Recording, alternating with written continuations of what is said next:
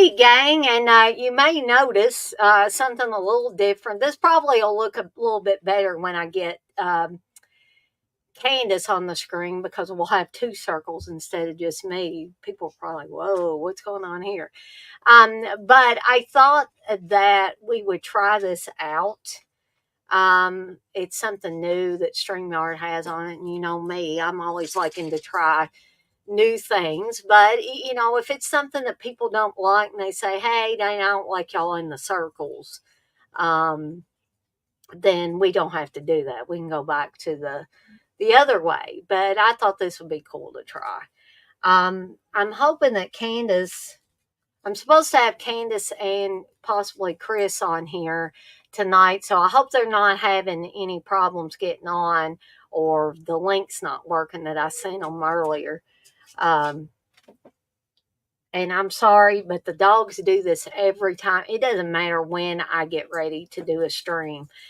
They've got some kind of radar that they know when I'm getting ready to do something, and then that's when they act up, just kind of like kids.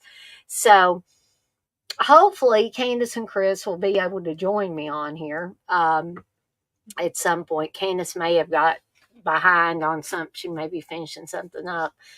And hopefully she'll be able to be on um, here shortly. I'll try to keep you guys entertained until such time as she's on here.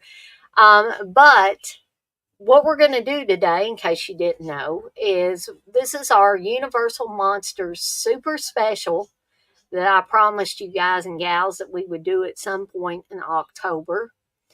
I've got, some housekeeping stuff to tell you, some announcements about Friday Foolish. We're not going away. Don't worry about that. For those of you that love your weekly dose of Friday Foolish, me and Candace are not going away.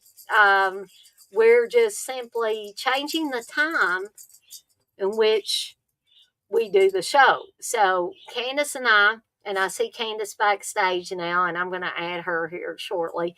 Um, we have been talking back and forth, and we discovered that due to my schedule's pretty full, Candace's schedule is pretty full, um, and to be honest, there's not really a necessity for doing a show in the middle of the day anymore. Um, at one time, I was kind of bored when I would get off of work early, and that's why I started doing a 1 o'clock Eastern time show. There's no longer a necessity for that. I'm no longer bored. I don't think Candace is bored either. We just have a lot more to do. When I first started doing the 1 o'clock show, um, I didn't have the shop going. I didn't have the Dead Ice on Deck shop going. When Candace started joining me for Friday Foolish, she wasn't going back to school. Now she's going back to school. She homeschools her son. So that's double the homework and double it's double everything. We've had some changes happen in each of our respective families. I'm not going to, go over all those because that's not needed. But we're going to try this 6 p.m. Eastern time slot. So mark your calendars, folks. We're no longer going to be on at 1 right now. We may mix it up sometime and we may do it, if we have some free time. But we're going to try this 6 p.m. Eastern time slot. Something else that Candace and I have also discussed is shortening the time that we're on here. And I think that that's going to be best for everybody involved because Friday is the end of the week. I think we pretty much cut out the problem by having it at 6 p.m. with people saying, well, I'm at work. I can't come on there. I'm going to get in trouble. I'm going to get fired if I come on there and watch y'all stream at 1. Okay. And I realize not everybody is off at that time or is free at that time. But 6 p.m., the more people will be off from work and be free to come in here. And also, we both agreed that keeping it to about an hour, hour and a half tops would be a better thing because people could probably more easily devote an hour and a half of their time to watch us on a stream versus us being on here 2.5, 3 hours. Okay. Because we know not only are we busy, but other people are busy as well. So, and also if they watch it on the replay, they might not want to sit there for 3 straight hours. And, I know you can pause it and you can go to the restroom or whatever if you're watching it on the replay. But so enough about that. Before I get Candice on here, I just want to remind everybody that there will be a Terror Time Tea pre-recorded video that's going to be dropping at some point tonight. I'm going to be talking about a couple of Fulci movies and drinking some tea. Not going to tell you what they are. It will be a surprise, and y'all can look forward to that. We got a couple of watch-alongs coming up this weekend.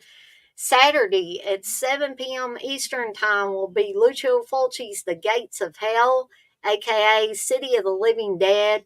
It's all the zombies and brain pulling you can stand and puking up your entire intestinal tract, a rainstorm of maggots, you name it.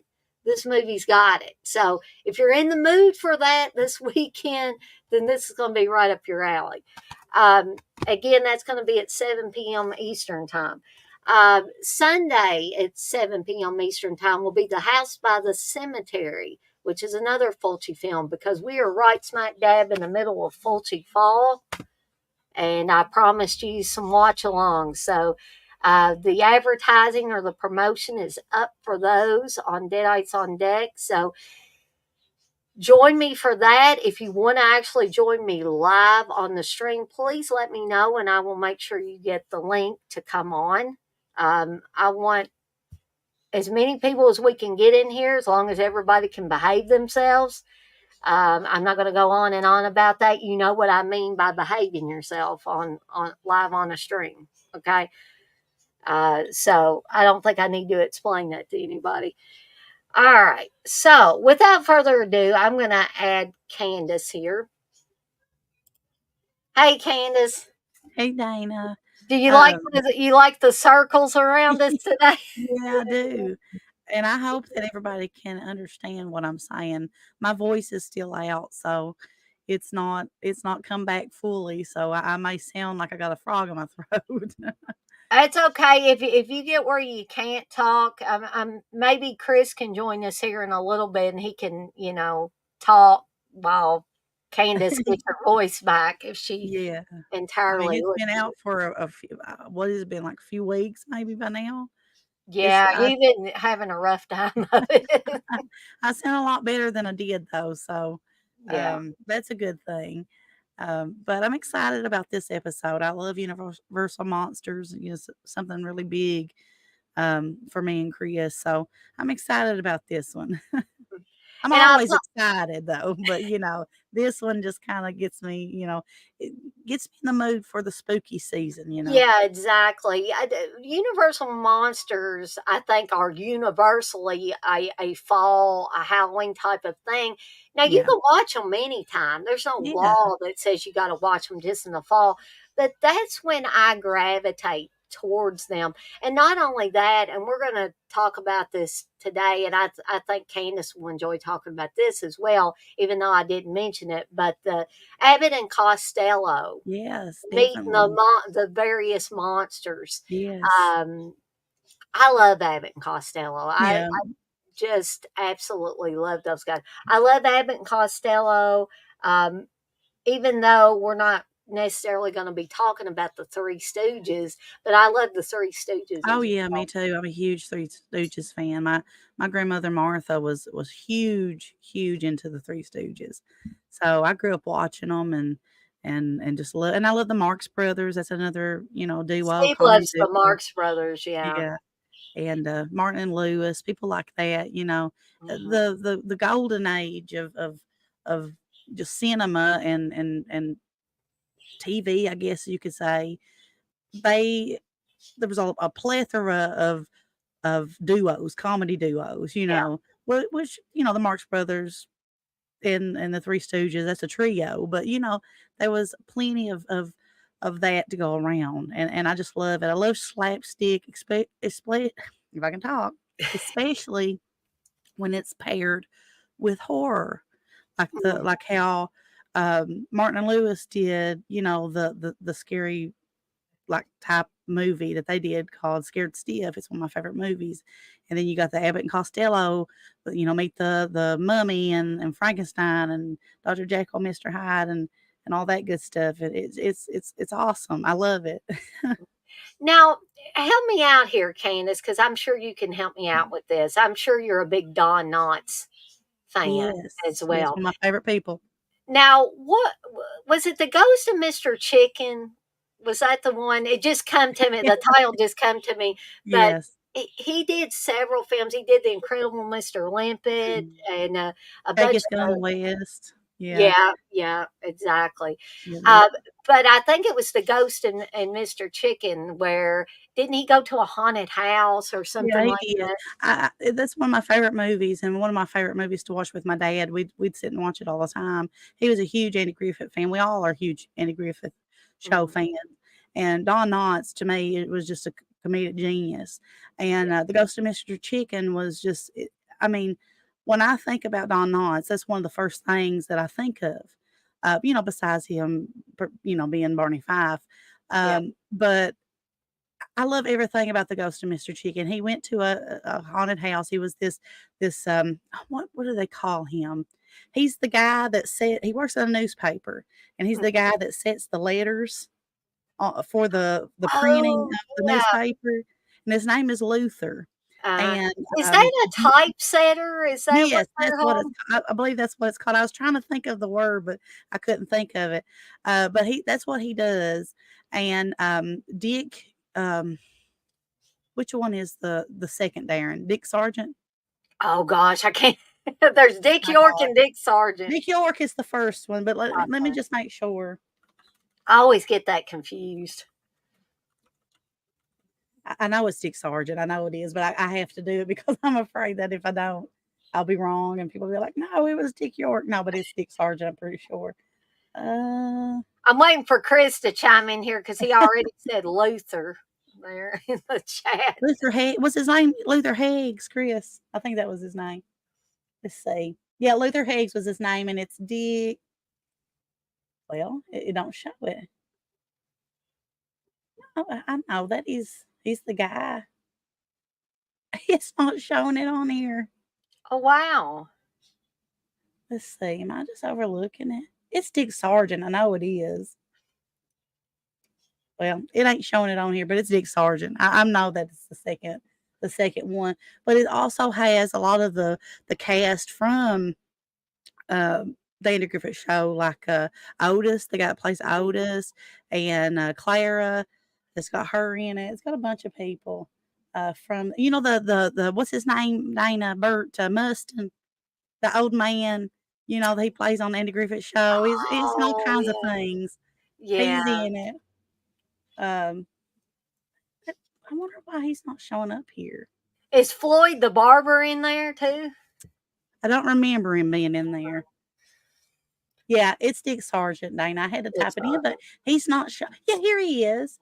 He's towards the bottom. My goodness. I just overlooked Yeah, it is. George Beckett is the character that he plays, but, mm, much like the character of Don Knotts in as, Barney Fife, who lives in, like, a, boarding house on the Andy Griffith Show, Luther also lives in a boarding house, on the Ghost of Mr. Chicken, and it's so funny because they dare him to go to this haunted house where this hideous murder has been, uh, committed, and, the killer supposedly went up to this big organ and, like, his blood prints were on the organ, and then it plays at night, and there's garden shears that are going through this like painting of this lady that had got murdered through mhm. her throat. And I remember my mom told me that whenever she was a little girl, that that absolutely terrified her, that scene where he had the garden shears going through the throat,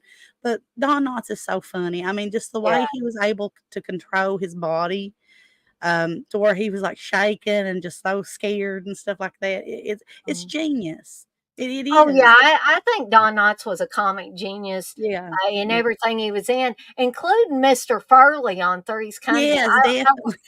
I loved him as Mr. Furley too. That thing he would do with his eyes, Yeah, he would just yeah.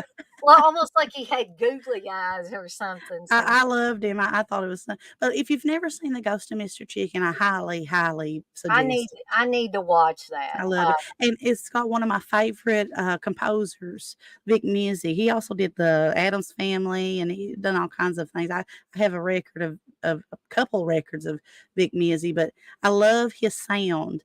He plays the organ in a lot of his Uh, music, and whenever you watch The Ghost of Mr. Chicken, you'll hear that. Well, you know the theme song for the Addams Family, it's got that oh, yeah. organ, and I don't know why, but whenever I listen to The Doors, I always hear that kinda sound, that Vic Mizzy sound. I don't Yeah. think that they were inspired or anything by him, but It'd I be love cool if that. they were. Yeah, I just love that. I love that spooky organ-like Yeah. sound, and it's so cool. But I'm glad you mentioned that 'cause I hadn't even thought about Ghost Mr. Chicken, but that's a great Well, I movie. was just thinking of some of that classic stuff that kinda, Mhm. mixed comedy in there and the boom, Don Knotts, and then I was having trouble with the title, and then, The Ghost of Mr. Chicken, it just popped in my head because this has got a connection with me and my first library job. Yeah. I used to do the interlibrary loans Mm. at that library job, which, if you don't know what interlibrary loan is, it's where people come into your library and they say, I'm looking for this movie or I'm looking for this book or whatever. And I didn't find it on your shelf. Do you have it? So we would look it up on the computer, or back in the old days, and I remember the old days, you would check the card catalog and Yeah. go through this card catalog file. Um, but in the more modern times, you would look it up on a computer. So I've done it both ways. And so I would look it up on the computer, and somebody came in and asked for the movie The Ghost of Mr. Chicken. Well, we didn't have it. But the great thing about interlibrary loan is I had all these libraries at my fingertips, literally, when I did interlibrary loan. So I would search for The Ghost of Mr. Chicken, for instance, and it would come back all these libraries that would have it. And you didn't just have to search libraries in Kentucky, you would search those first. But you could go to Ohio, you could go to Tennessee, you could go out to California even. I got stuff for myself out in California that came Yeah. from the Los Angeles Public Library. So interlibrary loan is fantastic. So what I did was I was able to obtain The Ghost of Mr. Chicken Yeah. from another library and get it for this person so Oh, they that could was watch good. it. But, things are even more, have exploded even more. Yeah. And you can, with the internet expanding and all that. Now, I'm not saying that all these ways that you can get a movie are entirely legal, and I'm not encouraging you to do stuff that would not be entirely legal, but I know people do it, and the most law abiding people do it. So, um, you know, I'm not going to tell you not to. I'm not going to tell you to do it. I'm just saying there are many, many, many, many ways to obtain movies nowadays. Um, so I must have chased everybody away because we had 7, now we got 3, Well, that's okay. I was talking, surely us talking about The Ghost of Mr. Chicken didn't drive people away. That's a good movie. It But shouldn't, because that's a great movie. but I did wanna take a moment and see who we got in here in the chat. My husband's in here with the little, I don't know, he looks like a blue ghosty emoji. Um, and Tom, hey, Tom. Tom says, he just left the movie chat on the channel Pop Culture Minefield, which I'm not familiar with that. And he says that host is incredibly full of himself, Wow. which I guess some people are. I try not to be. I hope I never come off as being that way to anybody, because I'll be the first to say I don't know everything. Yeah, I know I don't. So And sometimes I have to look stuff up. In fact, right now, well, I thought I did. I'm going to bring it back up, actually. well, that's Uh, like me, Dana. I'm the biggest Bewitched fan in the world, and I knew that was Dick Sargent, but your mind, I don't want to be, incorrect. So that's why I have to look stuff up. And hey, my mind isn't, full of everything, so I don't claim to know everything. You know what I mean? yeah, I don't either. I think what happened was I had this up there, but I have too many tabs open in Chrome. Is anybody been irritated by Chrome lately? Where you used to could have as many tabs as you wanted open and it wouldn't hide them from you. Now it Oh, hides them, yeah. and I'm Yeah, like, they ugh. hide. And That you can go over to the left and hit the down arrow and find it. But I'm like, why do you change yeah, that? that's annoying, especially when you're, like, having to do research or something like that, and then you have to go through all these different yeah, I don't like that either. Must I be liked some it kind of better update. the old way. Yeah, it was one of the updates here in the last few months or so that did that. And Chris is in here. I hope he's still in here. uh, and I don't know how long Steve will be in here because even though he was able to get off earlier today, he was still really wiped out. But Yeah. when you have to work uh, till 1:30 in the morning and get home between 1:30 and 2, takes a lot out of you and Yeah, takes it time to does. get recovered from it. So bless his heart. He's got to take me to the Spirit Halloween store tomorrow and Walmart and stuff. So I hope he feels Woohoo. better tomorrow. So um, hopefully I can pick some stuff up uh, from there and not go broke in the process. Steve won't Hey, let me go broke in the process. that's not hard to do these days, trust me. It's not difficult to go broke in Walmart nowadays. Mm-mm. Oh my gosh, no. That's for sure. I have to watch myself. Sometimes I think I haven't gotten that much stuff, and then you get up there to scan it. It's like, holy cow! What did I spend? You spent $100 in no time. Yeah, definitely. Just getting, like, make hot dogs or something, it'd be like 50 bucks. You're like, "Why Right? am I spending 50 bucks on hot dogs?" That's crazy. I mean, really, I mean, what's going on? I don't know, inflation. I guess I Yeah, don't. yeah, So, to get into, we'll just dive right into the Universal monsters, and um, I'll give a little background on the Universal monsters. Now, these were a series of horror films that Universal Pictures produced and released between the years 1913 and 1956. Um, Now, the earlier ones, they initially created them as standalone yeah, films based on novels, but they were so financially and critically successful that this resulted in a bunch of crossover releases.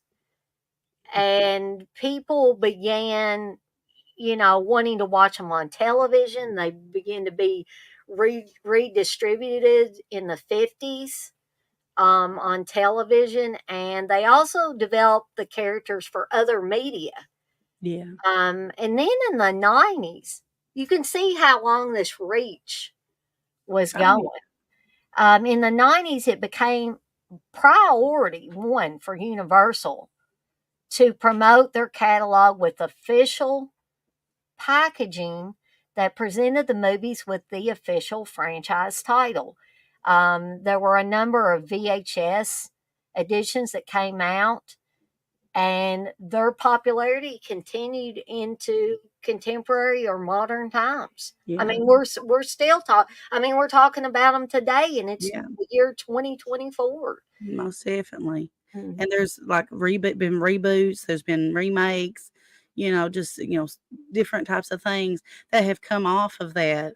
I think the very first, correct me if I'm wrong, I think the very first Universal movie was Dr. Jekyll and Mr. Hyde, and I think that was probably the one that was made in 1913.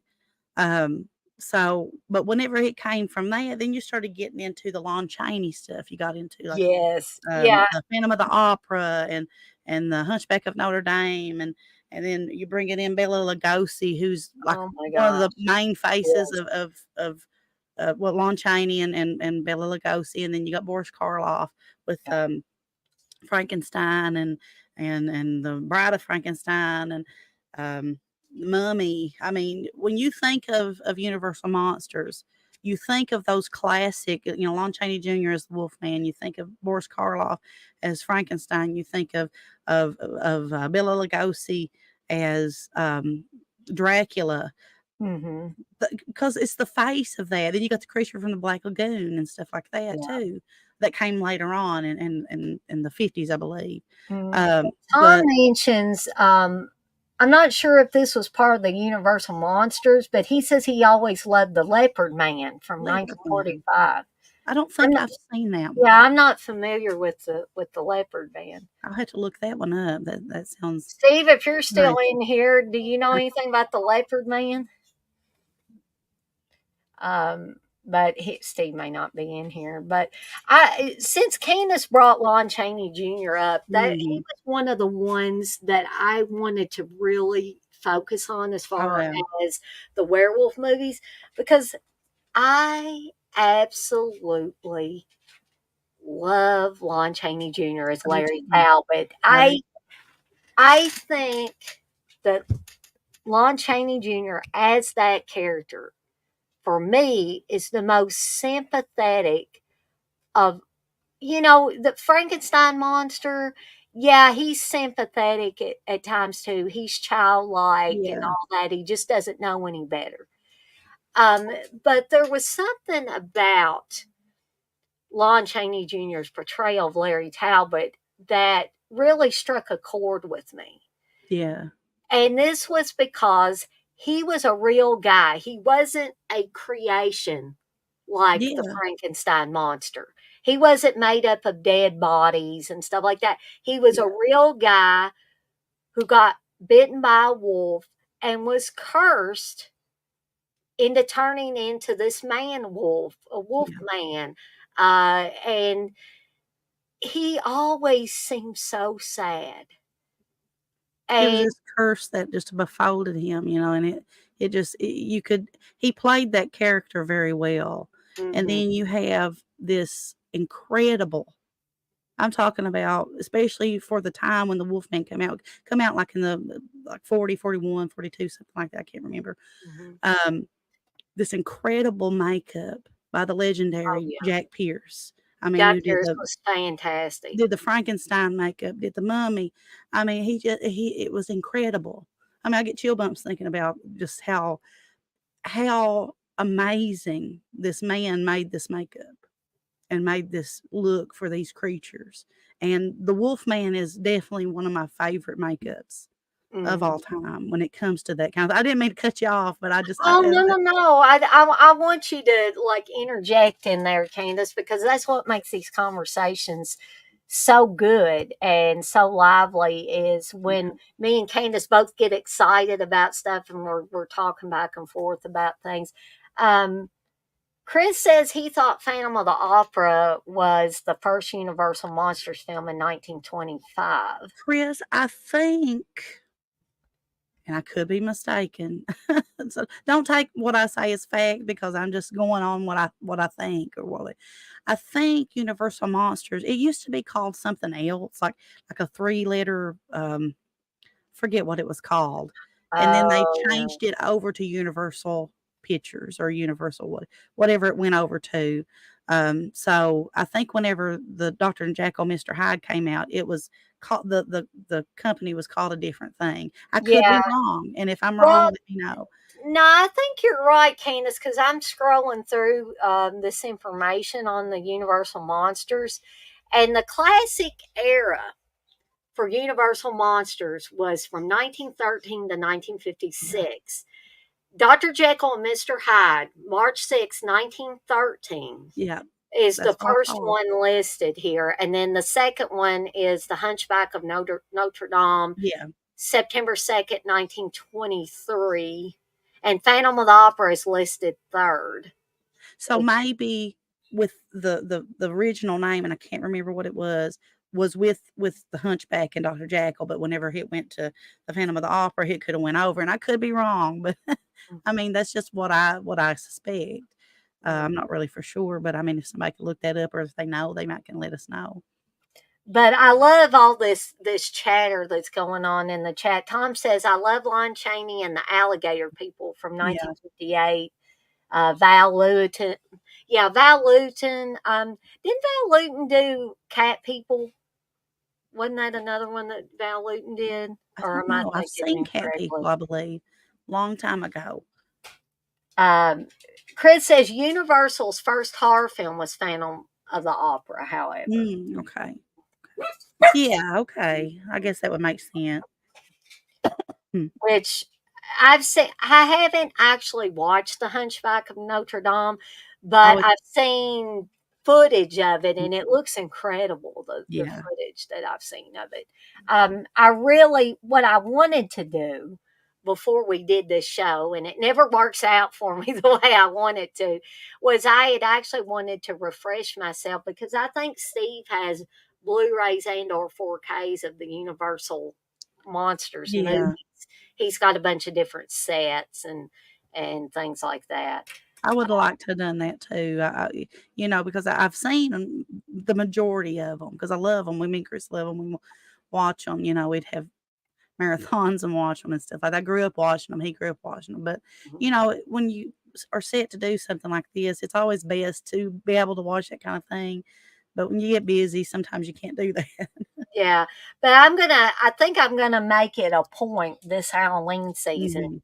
to kind of bone up on some of those because I really, really enjoy them. It's Oh, just yeah. one of those things where finding the time, as Candace says, we're so busy. Every time I turn around, it seems like there's something else added to my Yeah. plate. And I'm like, when am I going to get me time and I get to sit down? I didn't realize I didn't because I spent so much time from my teenage years on stressing about every little thing. I Yeah. did not realize that I had all the time in the world when I was a kid. I didn't have the responsibilities of work. I didn't have the responsibility, those adult Yeah. responsibilities Paying bills and and paying bills and having to be responsible for stuff, yeah. you know. And, Candace and Chris, they have a child, and so they have to be responsible for another human being in their family. We have to be responsible for our animals. Those are our Yeah. furry kids. So, it's just, and I'm sure a lot of you watching this today understand about that. And if I could go back just for one day and just enjoy just being a kid, I don't think I spent enough time enjoying being a kid. No. I don't think we none do. I mean, you're in such a hurry to grow up, but whenever you grow up, you're like, "What was wrong with me?" Yeah. It's something that it just happens. You wanna grow up so fast, but then when you get to be an adult, you're like, "Let me go back," you know? Mhm. Let me have some less responsibilities than I do now. My Um, mom has told me more than once, she said, when you kids were babies, when you and your brother were babies, she said, I just wanted you to grow up. And she said, now I wish you were babies again. She says, I want my kids back home and stuff like that. She goes through spells like that. But yeah, I'm sure your mom goes through spells like that. But the thing about Candace and her mom is that Candace can go over there every day and she's got a little bit of leniency there, but I'm sure her mom still misses her. But well, I guess she does. I think my Candace. mom's a loner. She likes likes kind of chilling by herself some.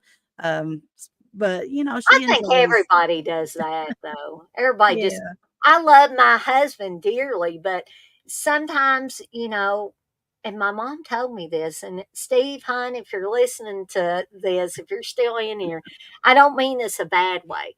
But my mom told me when I told her that Steve was going to go on nights, she said, Dana, you're going to like that. Because she said, I liked it when your dad worked nights because I got to watch what I wanted on television, for one thing. yeah, And you could just have time for you, and I'm sure yeah. Candace feels like that sometimes too. It's not that we don't love our husbands, it's just sometimes everybody needs just time away from even their significant other to just chill Mhm. a little bit. Yeah. Tom says cat people and I walked with a zombie. Okay, Mm. thank you for the confirmation there, Tom. And Tom says, you realize how mean some people are when you're growing up. Yeah, Well, yeah. definitely, And some definitely. people, when they grow up, they get mean. Yeah, You would think that, some kids are bullies when they're kids, they're bullies. And then yeah. they grow out of it. Some kids never grow out of it. And they grow into adults that are bullies, Oh, unfortunately. yeah. So That's it different. works a lot of different ways. Some Mhm. kids are bullies, and when they get to be an adult, they're some of the nicest people you could ever Yeah, meet. yeah, definitely. Um, I was sitting here thinking though, Dana, y one great thing about growing up in the '90s, Hmm. that's one of my favorite memories, and if anybody can remember this, they'll know what I'm talking about, was Universal Monsters. Was everywhere.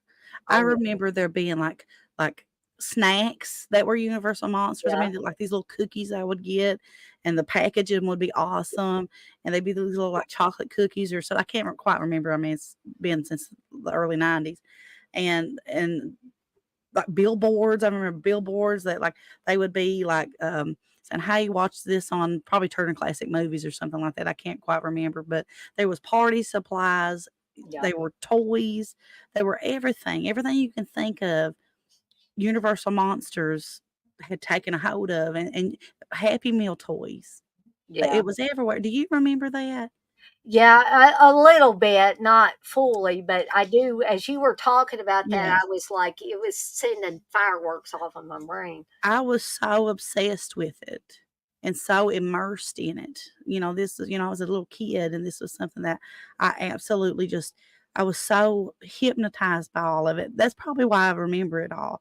And anything that I seen, if I could buy it, if my parents could get my parents to buy it for me, I would because I loved it. I mean, you could walk into like these dollar stores and stuff like that and find toys that was Universal Monster type stuff, the marathons on TV. Oh yeah, Never went a Halloween without them being um, a huge Universal Monster, marathon. Or you go to the store and you see these big stand-ups, these big cardboard yeah, up advertising probably Doritos or Pepsi or yeah. or beer or anything. I remember Elvira, I remember she Elvira, yeah. was everywhere, which I know she was Universal Monsters, but I loved Elvira. Oh yeah, I still love Elvira. I've got her book that she came out with Yeah. kind of recently. I have it in audio book form, and I need to Mm. finish listening to it because I think she reads it. If Yeah. I'm remembering correctly, she I've reads it. I've not read it, but I would assume she does. That's pretty cool. Hmm. I'd like to read that if I ever had time to sit down and read anything. But I have been watching old vintage like Halloween commercials. There's a ton of Yes. that stuff on YouTube if you want to Yes. watch it. It's so nostalgic for me. But Elvira was always on there talking about Mhm. beer or something, Yeah. Coors or something, or I whatever think it they was were. Coors. Yeah, Coors beer, pretty sure it was.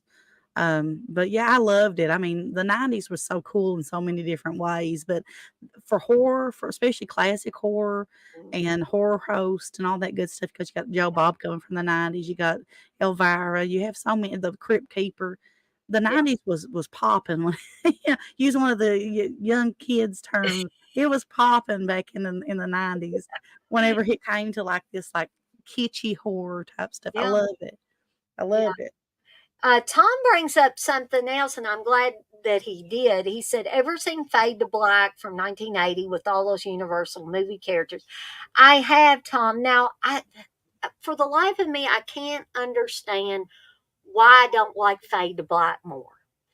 Because I've tried to watch it numerous times. I love the basis of it, of a kind of put upon guy played by Dennis Christopher. And I love Dennis Christopher as well. He's made fun of, he's picked on, stuff like that. This should have been a perfect setup for a movie that I Mm, would absolutely love. And so he starts dressing as some of these movie mhm. characters, including Universal monsters, and killing off the people that have been bullying him. Yeah. And it should be the perfect movie for me, but for some reason, I find it slow every time I watch it. And I don't, for the life of me, I can't understand why. Now, Candace, have you seen Fade to Black? I've seen it a long time. When me and Chris first started dating, we hadn't been dating long. I remember that was a movie that I can't remember if it was me and Chris that watched it or me and somebody else. But I remember watching. I remember liking it. I can see where you kind of say it starts off. So from what I remember, it kind of has a slow start to it, but I remember liking it. Hmm. No, Chris, I don't hate it. He's the thing as a hater on Oh Fade to my Black. gosh, No, he's a I people don't man. hate it. I want to love the movie.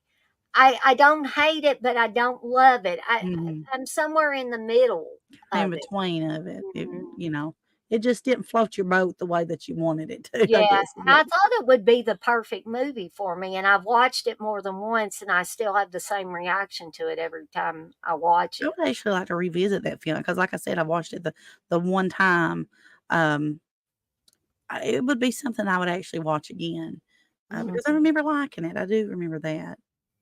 But Lord, that's been what, 14, 13, 14 years ago, I guess. I can't remember. I watched it again or tried to watch it again more recently. I can't remember exactly when I watched it because I thought, well, maybe after time that, I will have, changed my mind about Yeah. it. Definitely don't hate it. I know Chris is just kidding me there. Hey, DMC. DMC says, "Evening, ladies. Enjoy Fade to Black a lot. It does run a Right. bit long, though." Yeah. Yeah, I remember it kinda was a little slow here and there, but like I said, I liked the concept of what I seen. I like to watch it again. Hmm. And Tom says he likes the nostalgic mood of it, which it does. Mhm. It does have that nostalgic feel to Yeah, it as well. well, that's what I'm always for. That's my favorite thing is finding that nostalgia, Mm, when it comes to things. I think that's why I'm such a huge fan of the classics. That's where my real root in horror and spooky things is in that classic genre. yeah, I don't know why. It's just I grew up watching it as a little kid. I discovered it early on. It was something that was scary, but it wasn't scary enough for me to run and hide. it was a safe scary, I is what could it actually was. keep my eyes open and watch it, and I just kinda took it in, and I was obsessed with the look of it all.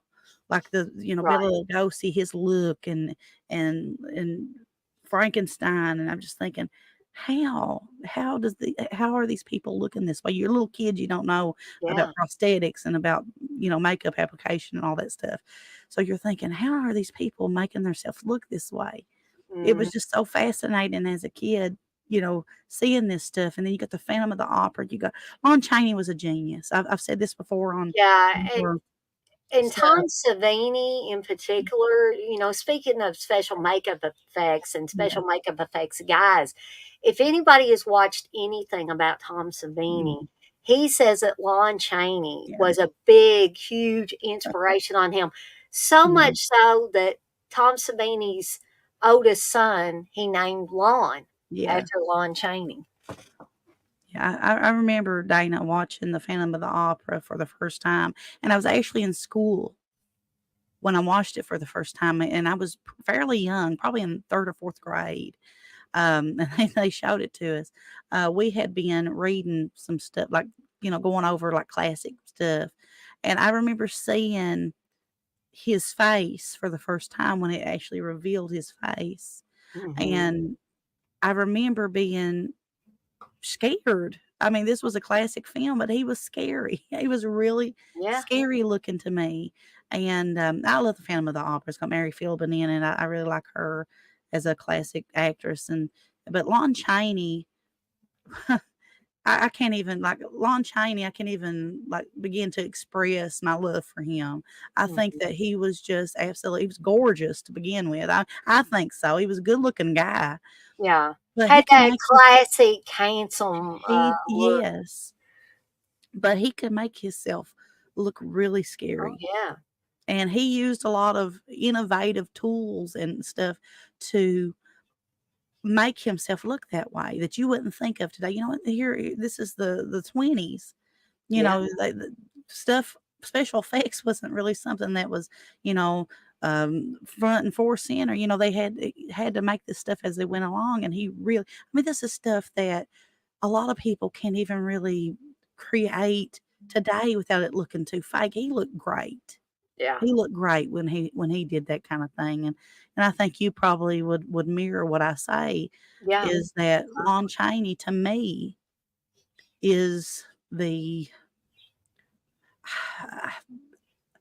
I'm just gonna say it, I think he's the godfather of all that stuff, of that I special I effects I stuff. believe that too. I Yeah. really do.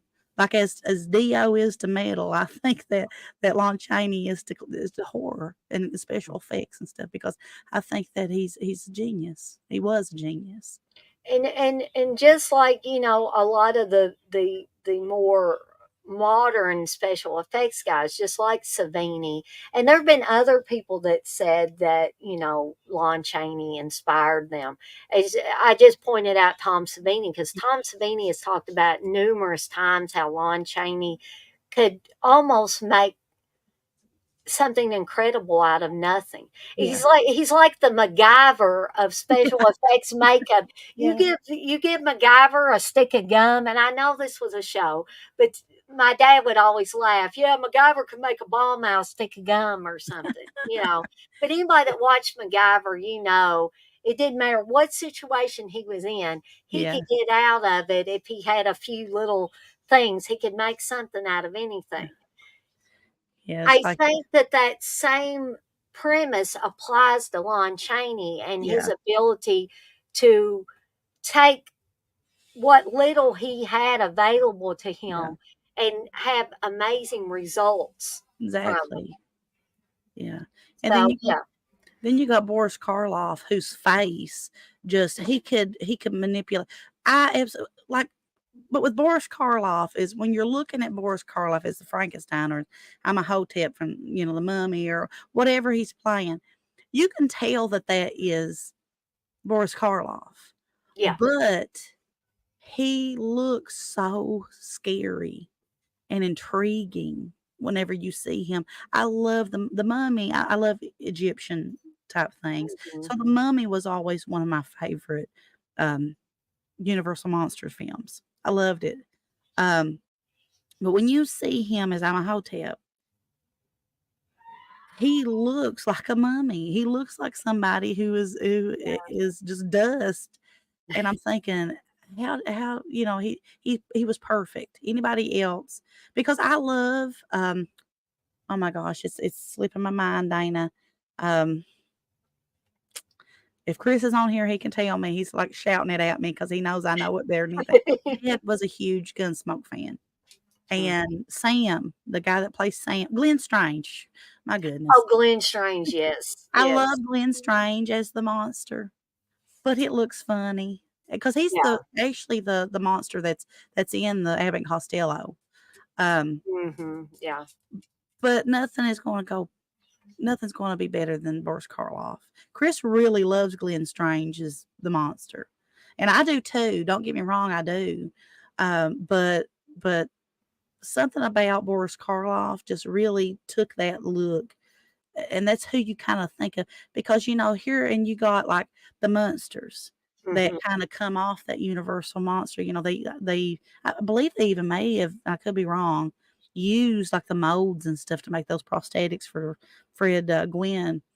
Yeah, Um, I think they did. I think you're right about but that. you wouldn't have that, that kind of look. I think that Boris Karloff really made that classic look for Frankenstein. Mm. And I think that when you think of Frankenstein, that's who you normally think about. But Chris loves Glenn Strange, and I like his Frankenstein, but I'm kind of partial I to. think I'm partial to Boris Karloff as well. And DMC brings up a good thing. He says Karloff has an intense look outside of the makeup, and He Karloff is, has the yeah, very dark eyebrows, at he least in his does. younger days, High and he cheekbones. high cheekbones. Hmm. Something about his, and I'm not saying this to be offensive to Boris Karloff, but even out of makeup, his eyes seem to have a Dark, hollow, yeah. haunted, kind of sunken look to them. And that's what I like most about the Frankenstein monster. I really Boris Karloff's Frankenstein's monster. When you look at pictures, close up pictures of him, the eyes is what is so intriguing. That's what you want to focus on because they're so you look dead. It's amazing. Mm, I love it. I mean, I could go on and fawn over all over this stuff, but to me, this is where I really just it's more than just horror films. yeah. It's like a whole it's like a study. It's like a class that you wanna go to and just study this stuff. That's what I wanna do when I think about this classic monster Mm. stuff. I Some think it's amazing. people, um, go ahead, Candace. I No, didn't mean to talk over you. I finished my thought. Okay. Some people may laugh at this whenever I say it, but I'm going to go ahead and say it anyway. I think of like those classic Universal monsters, that cult classic era Mhm. of monster movies, horror movies, stuff like that. I think of it as like artwork. Yeah, Like you're going to a museum and you're seeing this incredible artwork yeah. because that's what these people are. Not only the actors and actresses, but the special makeup effects guys and gals. Um, Everybody has to work together and they're each an artist. The Mhm. people that do the music, the cinematographers, the directors, it doesn't matter, they're all working together. And I think this was a time period when they worked together the best. All Yeah, these different parts work together to make a whole product that we as the viewer look at and say, wow, that is some really good stuff there. But if yeah. they all didn't work together like that, then I don't think we'd be sitting here talking about this No, stuff right now. no. No, I just think, it takes a whole team to make something so amazing, like that, and then you got people like Bela Lugosi who took a character like Dracula. He's got makeup and stuff on, but he's not working with all these prosthetics or anything like that, Right. and he really had to just use his look, his natural look, combined with makeup and stuff, and costume to be that scary figure of Count Dracula. And I really think that Todd Browning did a great job with it, which I love Freaks. Yeah, Todd Browning was amazing. I've seen Mhm. Freaks more than once, and Yeah, that film, I got to ask Candace about this. The film Freaks, yeah, it freaks me out watching it because of the sadistic turn of events that happens. You don't mess with the freaks because you mess with the freaks and they're going to take you down. yeah. Um, and so, did you find yourself in the times when you watched Todd Browning's Freaks? Did you find yourself getting a little bit of a cold chill, a little bit of Well, a it's a different film, it is. mm, Something that you go into, especially if you don't know anything about it, you go into it not really knowing what to expect, and, but whenever it really gets into the core of the movie, yeah, I can see that kinda giving you a chill, and Mhm. just kind of being it's unsettling, you know what I Yeah, mean? unsettling, exactly. But I really like it, and Todd Browning, he's from Kentucky. I don't know if you know that or not, but he was I from think Louisville. yeah, I think I remember Steve or somebody saying that. I Yeah. know somebody told me that. I thought that was really cool, Mhm. having somebody like that because I love Dracula. I always did. Love Bela Lugosi. I was obsessed with Bela Lugosi. And you got, I don't think it's a Universal monster film, but White Zombie. Have you ever watched White Zombie? I Um, haven't I know of that one, but that's one I yeah, have not seen. I really love Bela Lugosi. I thought he So was a so talking about Bela Lugosi's Dracula, and there was always I think there was always an unspoken competition between the Universal stuff and the yeah. Hammer stuff. And so I want to hear Candace's what she thinks of both of these actors. Okay. Bela Lugosi Hmm. as Dracula versus Christopher Lee as Dracula. What are your thoughts on that? They are both. They're both amazing in their own ways. I would think. I love Christopher Lee, Hmm. and I love him as Dracula. Um, I don't know. I didn't know about Hammer horror until I was a little bit older, maybe Hmm. around 12 years old, 11 or 12 years old. And that's kind of whenever I started getting into that more, the Hammer stuff. So I was already really, well versed in like the Bela Lugosi stuff. Hmm. So when I think if you put those two together, I'm always going to go towards the Bela Lugosi stuff. Right, But Christopher Lee, he took that, which is, you see it in color. right. He takes that and it's very scary. He's Yeah, he's got a menacing, very scary look and very it's scarier, intense. very intense. And And I'm not saying Bela Lugosi couldn't get the ladies because Dracula's going to get the ladies yeah, yeah. regardless. And I'm not saying anything about his looks, but do you feel like Candace that Christopher Lee kind of um, laid on that romantic, more sexuality to it than Bela Lugosi did? As the character, yes. Mhm. But I always found Bela Lugosi attractive as Dracula. But yeah, I can see where you're coming from, with the Christopher Lee type stuff. But for me, I was more attracted to Bela Lugosi. I'm Gotcha. not saying that Christopher Lee wasn't attractive or anything like that, but I don't know. Yeah, I know what you're coming at off of though, and I think that you're right when it comes to that. Like he was more intense Hmm. in that prowess, that he kind of put off, because he's Dracula, I'm not trying to be vulgar here, guys and gals, but when I think of Christopher Lee's Dracula versus Bela Lugosi's Dracula, I like both of them. Yeah. But whereas I feel like with Bela Lugosi, he was just kind of a smooth romantic, and he was going to hypnotize you with his eyes Yeah, or whatever, yeah. and then he would go in slowly and bite the neck. Christopher Lee, on the other hand, is like, we're lady, we're gonna get down and dirty. I'm gonna get down in the bed with Sort of. you. We're going, it's Yeah. gonna be. It was just more seductive It was more intense, and I more get. intense. Yeah. But, this was Dracula came out, during a time was it pre-code? I can't remember if Dracula was pre-code or not, because a lot of those pre-code, horror films and stuff, they got away with a lot more, but Oh whenever yeah. once that code come in where they Mm. had to kinda tone it down and follow Dial it rules and back a stuff, little bit. I Yeah. can't remember when was Dracula released? Because I think pre-code come out, like, Uh, mid-30s. Dracula. Did it come out 31? 19. Well, Todd Browning's Dracula came out February 14th on Valentine's Day, 1931. So he was pre-code.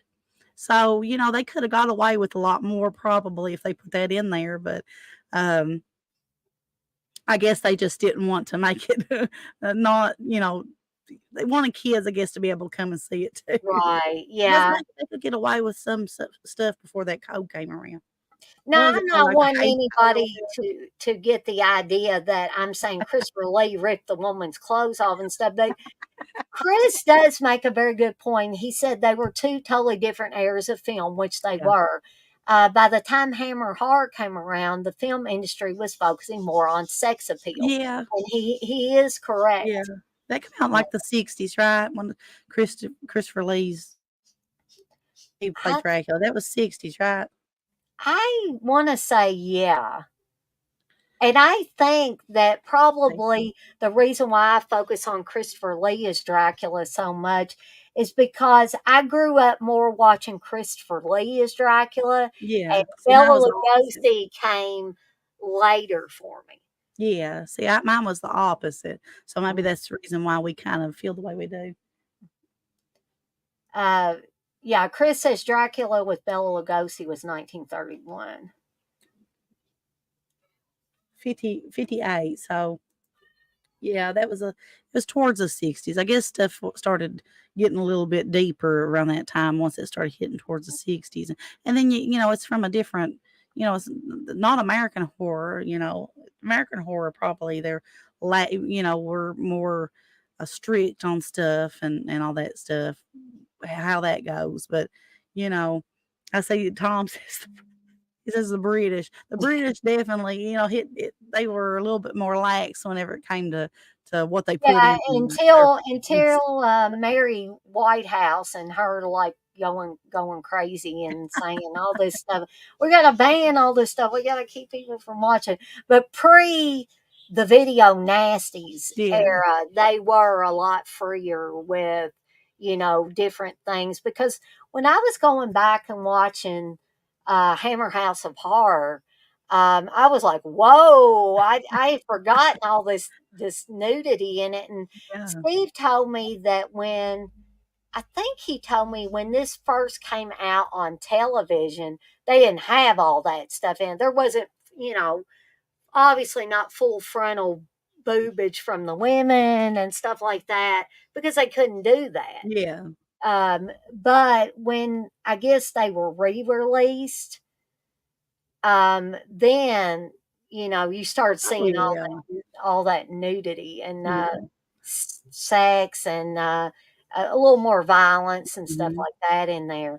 Uh, because the first episode I watched of Hammer House of Horror, it had women getting naked, it had witches getting naked in it. It had that first episode had oh god, what is her name from the Rocky Horror Picture Show? Susan Sarandon?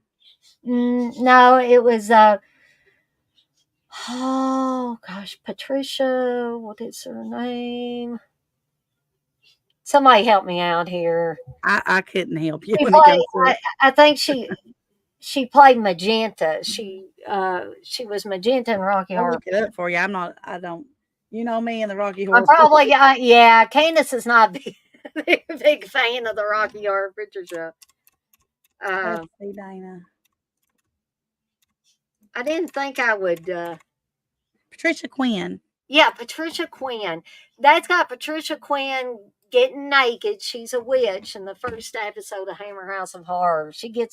I think she gets naked more than once in that episode. So, you want to see Patricia Quinn getting naked, that redhead getting naked. You can see that. All you can handle in that. Mm. Um, Talking talking about women though, when it comes to Universal Monsters, what do you think about the Bride of Frankenstein? I like that premise, and I like You know, I think that was Chris says he loathes the Rocky Horror Picture Show. Rocky Horror Picture Show is something that had to grow on me, Chris, and it's okay if you loathe it. It's not for everybody. It's not everybody's cup of tea.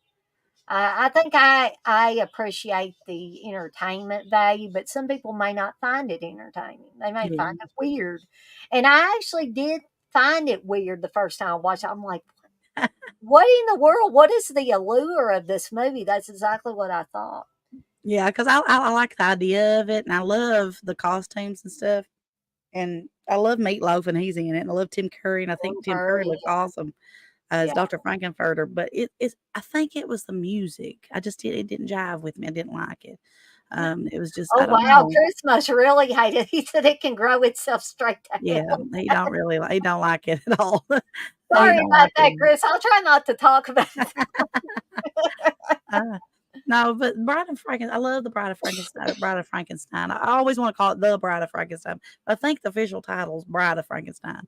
But I think that because I love Elsa Lanchester, I think she's a Yeah, beautiful woman, yeah, and I she think is that good. she made a beautiful Bride of Frankenstein. I love that one because I love the monsters. Like when it shows Boris Karloff, whenever he's playing the monster, Mhm. his scenes to me I don't know. I'm gonna be honest with you. I like Bride of Frankenstein better than I like Frankenstein. Mm. I just I like his character growth in that film in Bride of Frankenstein. I think that it is the story is better to me. And I mean, but you got to watch Frankenstein first before you watch Bride of Frankenstein because they kind of go hand in hand. But I just really love everything about Bride of Frankenstein. It's definitely one of my favorites. Um, and I think that they picked a really great actress whenever they picked her to be the Oh, bride, yeah. I think. Very, classic beauty Yeah, with yeah. her. And, when you look at the creatures, the creature is one of my favorite, um, uh, monsters. I love the creature from the Black Lagoon. When you got Julie Adams, the creature really didn't I mean, it showed him stuff. You got, like, Rico Brown, and I think, Chris can correct me if I'm wrong. Rico Browning was what the gill man underwater, right? And I think that Ben Chapman, I think he was above water. So I think there was 2 people that played the gill man.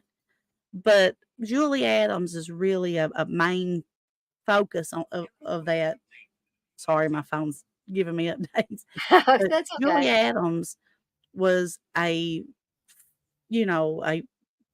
main character of that. She's not a creature, she's not a monster or anything like that, but she's a woman of the universal monsters, I think, because she played that part so well. And I love Julie Adams. We got to meet her.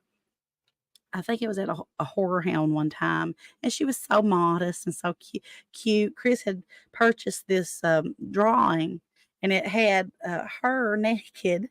I mean, she had, like, pants on, Right. but she was topless, and she had her hands up, and it had the creature's, uh, Oh, yeah, paws, I don't know what flappers, hands, whatever you wanna right. call them, wrapped around her, and she blushed. She was like, "Oh my gosh, who drew this?"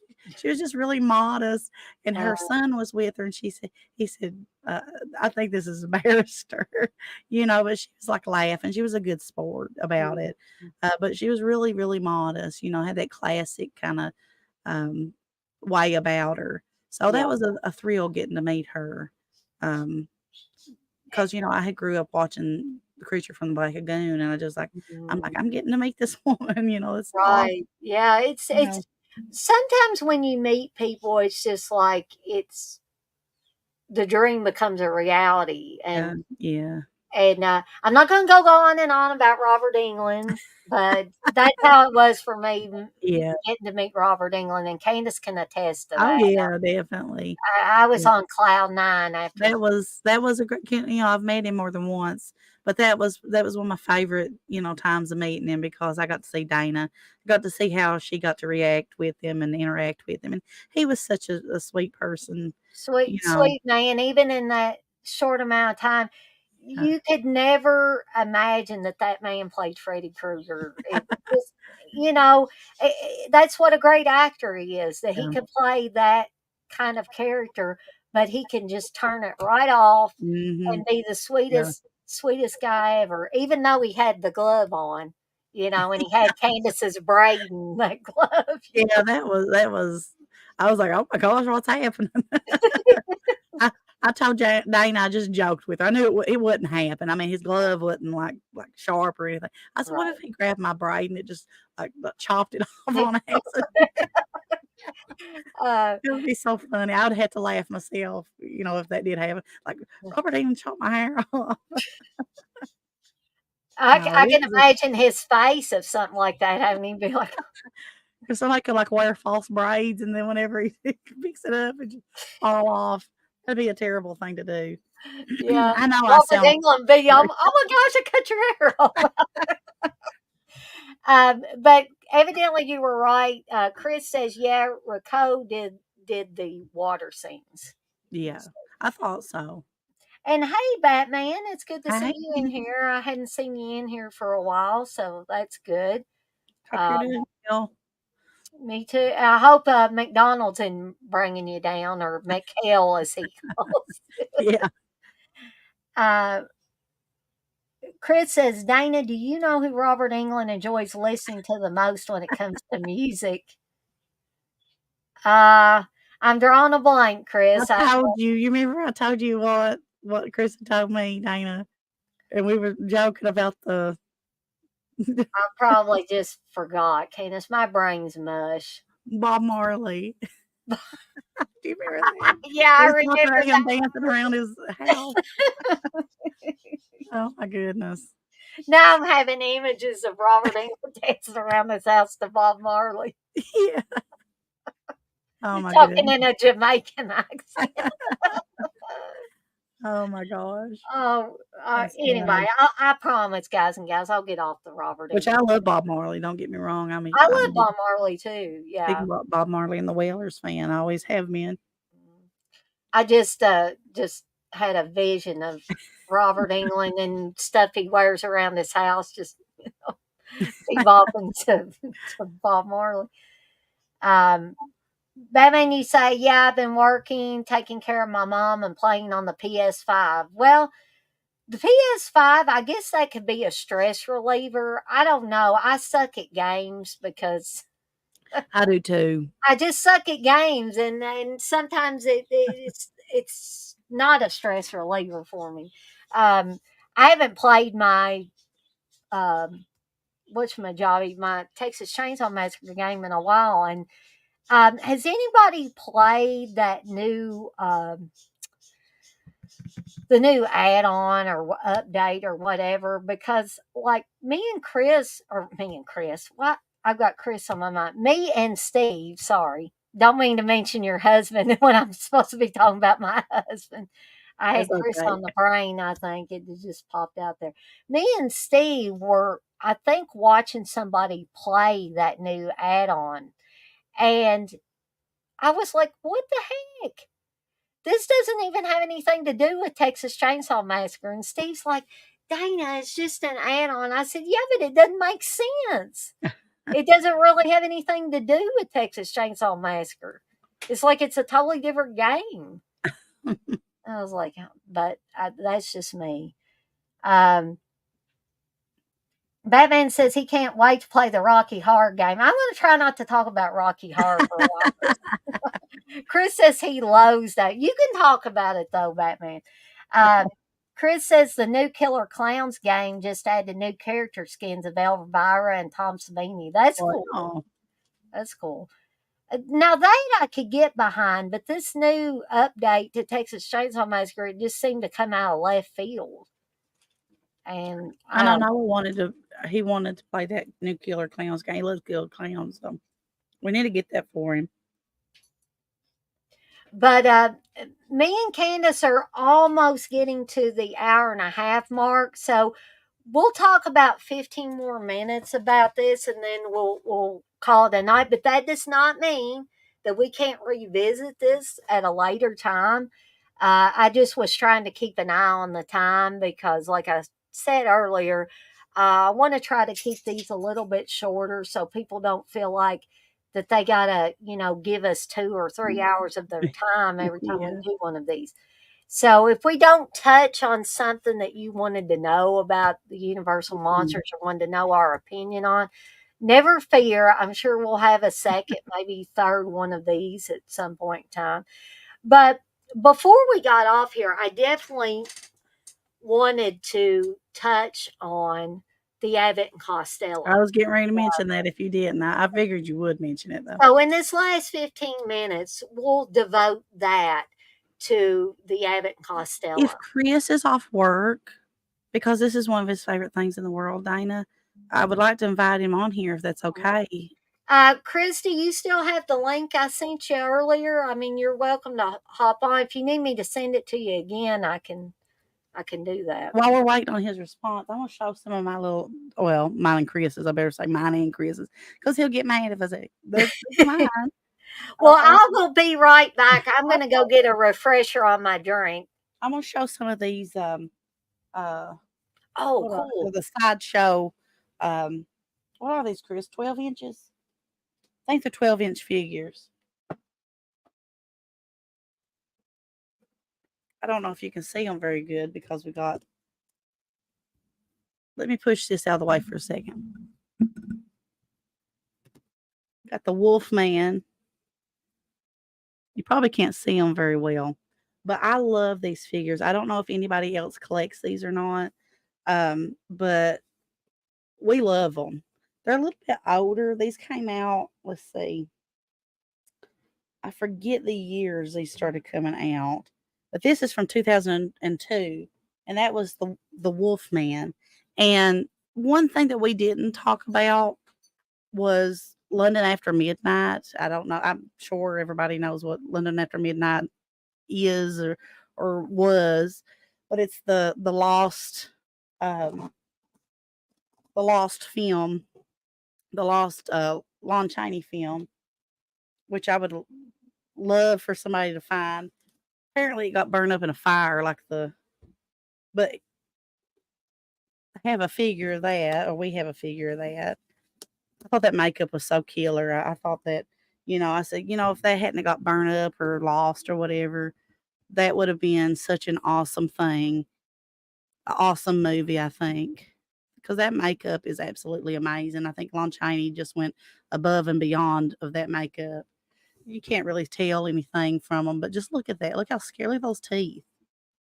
I love these figures. We have a ton of them. I'm just showing a couple until Dana gets back.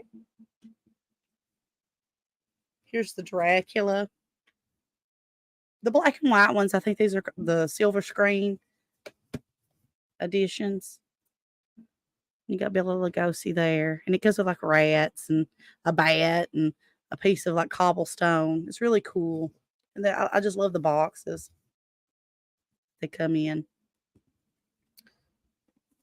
I'm just showing a few. We got a ton of them, but Chris brought me just a few to show off. Here's the Bride of Frankenstein's.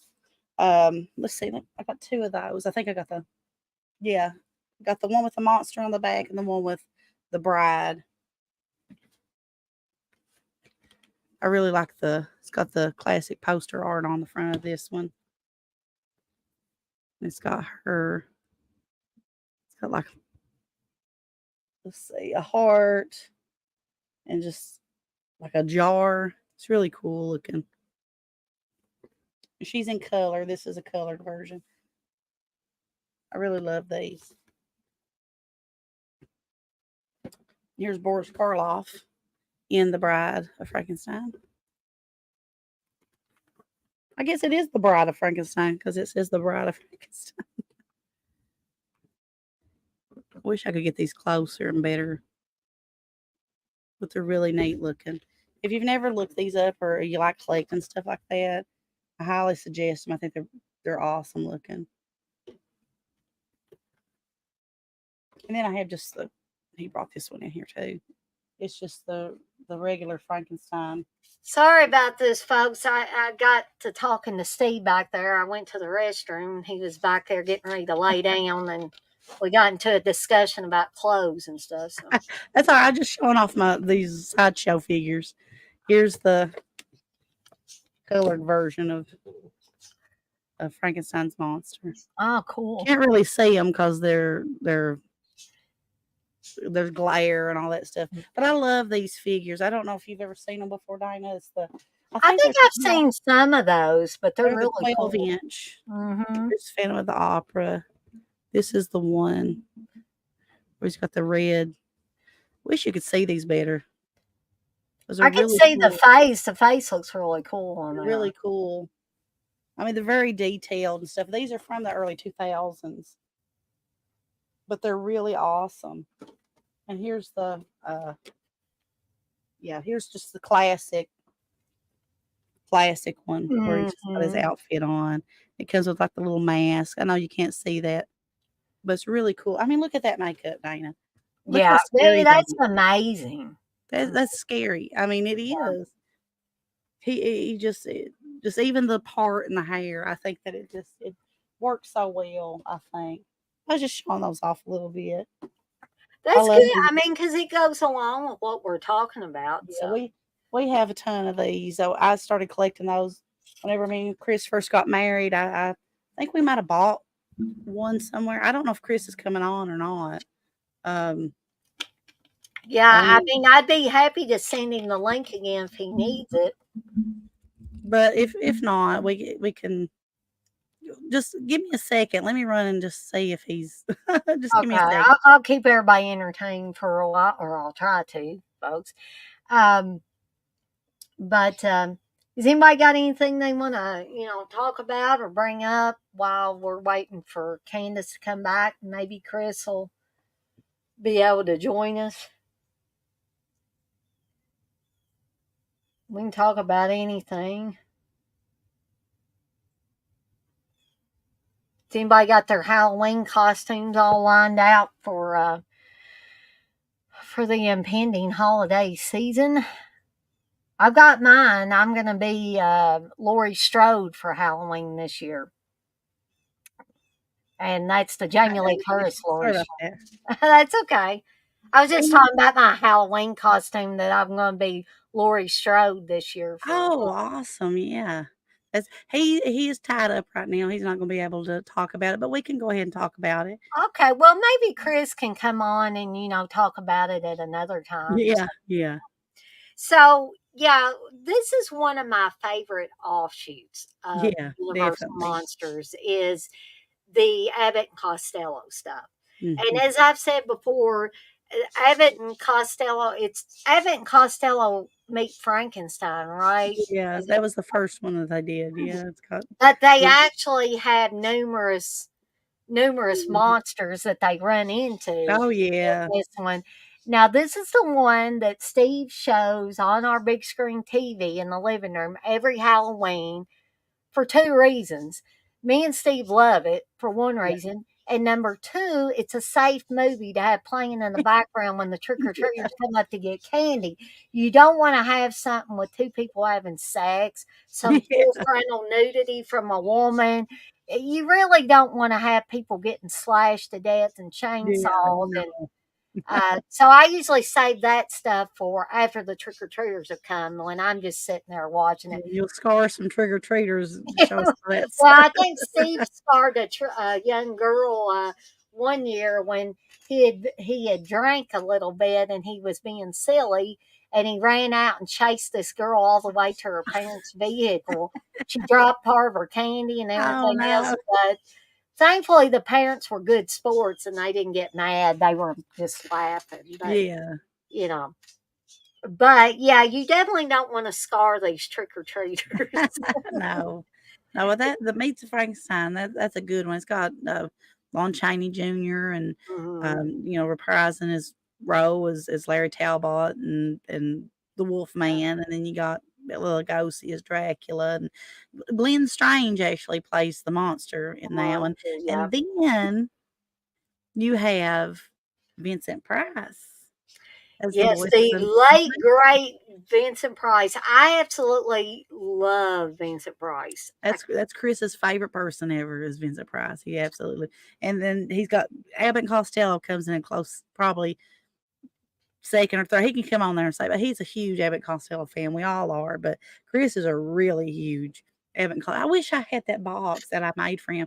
I do carved boxes, and Hmm. I had carved a box for him and painted it and everything, and it was the Abbott and Costello makes Frankenstein. It's got them on it, and Oh, it's got all wow. the I wish I'd have brought that and showed it off because I loved that was something that I actually looked at and was like, "Wow, I'm proud of this." And Candace, speaking of the card boxes, like the box you made for me with my dog Sam on it, the Yeah, one that passed away, do you consider those card that's a boxes? carved box, yeah. Okay, because I absolutely love it. It was one of the best things that could have ever been given to me, Well, especially thank you. after Sam passed. It's a wonderful memorial I for him. was really, really happy to do that for you. Mm. I love doing them. I'm gonna get ready. Yeah. Oh, he's got it. Oh, that's awesome. I love that. It's got the like the card that's like from the poster art, Mm. and then you got Glenn Strange there, Uh-huh. and it says Glenn Strange as monster, Mm. and then got the Dracula, Bela Oh, Lugosi. that's mhm. In the back of it, it says Bud and Lou are in a stew when they tangle with the Titans of Terror. And let's see. Oh, you got your Wolf Man. It's kind of cartoony looking, but that's Yeah, it. but I love that. I love that look, though. It's stuff that comes. I made that in 2017. So yeah, that's one of my little carved boxes. I take Dremel tools, these little wooden boxes, take a Mm. Dremel tool and I kind of carve it down with the Dremel tool. I like it better than wood burning. I started doing that wood burning stuff again, but it hurts my hand to have to do those. So I'd rather do the Dremel tool. So I'm gonna pull out my Dremel tool and start doing some more of It these. seems like Steve was talking about wood burning. He said how expensive it was to do It's kind of yeah, the machine and stuff is, that. but Mhm. you have to. It hurts my hand. I have bad hands and like arthritis in my hand. I know I'm young, but I have it. Uh, You can never be too young to get arthritis or yeah, carpal tunnel or any of yeah, those carpal things. tunnel is something I struggle with too. So, um, I think that the Dremel tool is even though it shakes and stuff like that, it's easier to work with. But yeah, I enjoyed doing that box. I'm glad he found it so I could show it. And I noticed Chris had his Stephen King Rules shirt on, Yeah, which if anybody has seen, uh, oh, Monster Squad. Monster Squad, yeah, my brain is just Mine is too, Dana. Don't all worry over the about it. place. But Monster Squad, you will Mhm. know where that shirt comes from. I actually have one too, I think, somewhere that I Yeah. probably got at a convention or somewhere. Probably a convention. But to get back to the Abbott and Costello stuff, that Mhm. is something that I could watch anytime. Oh, yeah, definitely. Guaranteed to make me laugh Mhm. Yeah. because some of the expressions that they both make Yeah, during I love this. Costello, though. I mean, he's But so funny. Costello is like he's Damn just it, damn like, it. and he's like, "Ooh," when or and these monsters are sneaking up behind him and stuff, and Yeah. he's going, He's just he's it's amazing. he's just If so you expressive and if stuff. you watch the Looney Tunes, they had, like, the cats that were like but like Yeah, Lou Abbott and, um, Lou Abbott. Bud Abbott, Lou Costello, and uh, then they had sometimes mice that looked like yeah, Bud. yeah. I love it. But my favorite because there was 4 of the Abbott and Costello meats. There was the meats Frankenstein, they had all the classic monsters in it, Right. and like I said, had Glenn Strange being the monster in it, and I think that's why Chris likes Glenn Strange portrayal as the monster the best is because he loves I think it's his favorite Universal monster film is probably Abbott and Costello meets Frankenstein. But then Mhm, you got the meets the Invisible Man and then the Dr. Jekyll and Mr. Hyde. Now, mhm, um, I remember I think it was meets the Invisible Man. mhm. Fred from I Love Lucy, William Frawley, he was in it. Oh, cool. Yeah, he was like a detective or something, but my favorite of the because Abbott Costello meets Dr. Jekyll, Mr. Hyde, that's got Boris Karloff in it, Mhm. but my favorite is Abbott and Costello meets The Mummy because that's the one I grew up watching the most. Right. It doesn't have really anybody I think Eddie Parker plays the mummy, um, pretty sure, and it's also got, what's his face, from the Dick Van Dyke Show, what's his name? Uh, Richard Deacon. He plays. My gosh, I can't think of nothing. Yeah, we're both having brain. What's the show called that Dick Van Dyke works for? um, Oh my gosh, that's one of my favorite shows of all I time. love Dick Van Dyke too. Man, My gosh, what is that called? My my lord, Chris is probably uh, screaming at me. Candace, can you not get your stuff straight? well, I can't get my stuff straight either. This is Oh my gosh, what is that called? Richard Deacon is his name. He played Mel Cooley. He's the brother-in-law to my gosh, Ellen Brady show. Oh my Alan. Yeah, that is exactly right. yeah, he's in the Abbott Costello Meet the Mummy, but the actual mummy is Eddie Parker. He was like a stunt man and stuff like that. But I love it. I thought it was so funny because I love Egypt. I'm a big. Have you ever seen it? Meet the Mummy. That one I haven't seen. Steve Oh, may Dana, you have it gotta around watch. here somewhere. I gotta watch it. You have to watch it when they finally get into where the mummy and stuff's. Costello is so funny. I'm telling you, he's hilarious. And whenever he finally gets into all that, and it's amazing. I love it. I love them all though, and I wouldn't mind sitting down, starting with the first and watching the last because Watch it. Hmm. I mean they're so funny. If you've never seen Abbott Costello in general, hey, Right. dig into that. That's some good comedy right there. Good like wholesome comedy. Yeah. You're not gonna find any cursing or anything like that in it, and it's gonna make you laugh. Yeah. I love it, and Dana, I know she does too.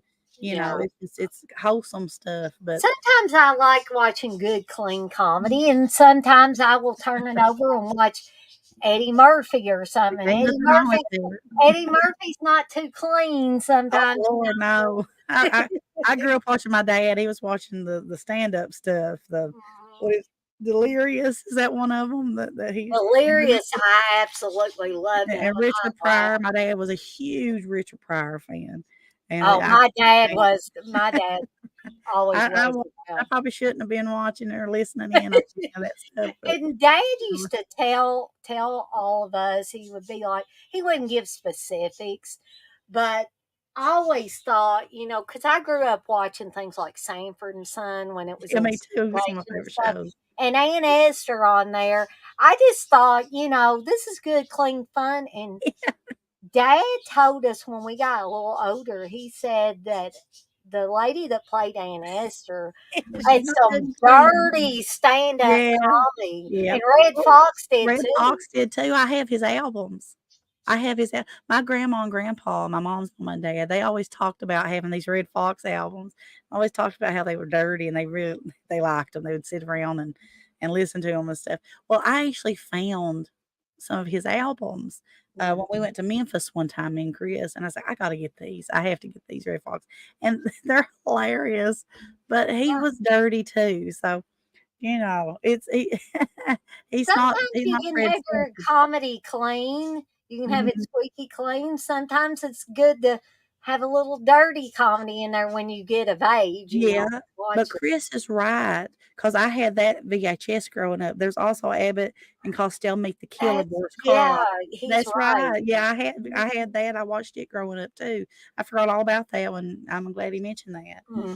I don't know if that was that I don't was that a Universal Monster film though? I can't I don't know. I'm Yeah, not sure on that. I'm not sure about that But one. it's a good one if you like that, you like Boris Karloff, watch it.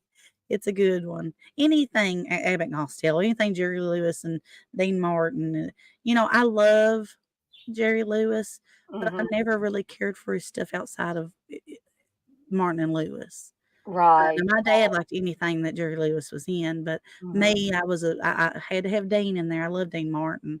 Um, but Somebody, and I know this is all for the Universal Monster stuff, but since Candace was mentioning people like that, Danny Kaye is yes, somebody that I have grown Danny, to just absolutely love. yeah, He is so funny. yeah. I like Danny Kaye. I got some albums with Danny Kaye. Oh, cool. I don't think I've ever listened to them. I don't know if they're like stuff from his movies or what it is, but I do have some, and they're small records. And I don't know if you've ever seen them, like records that came out like pre-50s. They were small, Oh, they were yeah. full albums, but they were smaller. Mm. And that's one of the Danny Kaye albums I have. I like Danny Kaye. And I become a big fan of White Christmas Yes, I love in I the love Bing last Crosby and years. Yeah, Bing people like Crosby and Danny Kaye and that just yeah. absolutely Now, when I think of Bing Crosby, I think of Bob Hope. I love Bob Hope. yeah, Bob And Hope. with that movie that I've mentioned, and I'm going to drill this into people's head, you want to watch good classic comedy, horror, go watch Scared Stiff with Dean Martin, Jerry Lewis. It's absolutely hilarious. You see a cameo of with Bing Crosby and Bob Hope at the end there. I've given it away previously, but I won't give it away now. Just go watch it. And it's hilarious. And if you used to Bing Crosby and Bob Hope doing those Road to, I always call them the Road to movies, but Yeah, it was like Road to Bali, stuff like that. uh, then you would get to, because those were big back whenever that movie came in. But you also get to see Jerry Lewis do a Carmen Miranda song and dance, kind of what Lucy did. It's right. actually what Lucy did in the was it Be a Pal episode where she's dressed like Carmen Miranda. It's the same Oh, yeah, thing. yeah, Where yeah. where the record speeds up and she's singing, "Mama, mama, you better, mama," and then she go, "Mama." It slows down, and Jerry Lewis just does it fabulous. I love Jerry Lewis. That's a good film. Go watch that. If you've never seen it, Dana, and you like stuff like that, you like Jerry Lewis, Dean Martin, Mhm. I highly suggest it. I love it. I have to try. There's a lot of that classic comedy stuff that I Yeah. need to watch more. And in fact, this isn't Halloween related or anything like that. It's not Universal Monsters related. I might have to drag out Delirious tonight to watch it because I got that dang thing on DVD, and it's a wonder Yeah. I haven't already. If I had it on VHS tape, it would probably have been worn out by now because I Oh, just I just love that sometimes you gotta have a little dirty in there if you're an yeah. adult. Now, I wouldn't recommend setting your 5-year-old down in front of there to watch Eddie Murphy say the F word and stuff like Well, that. I was probably 5 years old listening to it, so I also Well, grew up I'm watching Cheech sure and I Chong. listen to stuff that I It should. wasn't my mom's choice, but, I was, I was listening, I was watching my day. I was watching, like I said, watching Cheech and Chong. I grew up watching that. Oh yeah, I grew up with Cheech and Chong And I too. wouldn't let my son watch that right now, but, Well, that's what I was gonna say. That Candace, there's things that she probably watched and that I probably watched. That if I had kids, I yeah. probably wouldn't let them watch it at the age that I watched it. Now Chris rolls his eyes at me and like, "Candace, we watched it, we're okay." I was like, "Yeah," but, But I don't I'm not saying Chris doesn't know Noah, but yeah, you're the mother instinct yeah, side of that, and I think no offense to the fathers out there, but I think the mothers are more in tune yeah. with their child and know what they can handle at certain times. Well, Noah would say it, and he'd be like, "Ugh," and he'd just get up and walk out, like, "I ain't watching this," you know? So, I mean, we let him watch stuff that curses and stuff like he watches horror movies and stuff like that, and we don't shield him from everything, but, Chris, so, Gee, "Well, Jenny thanks, Dana. No offense to the fathers out there. Yeah.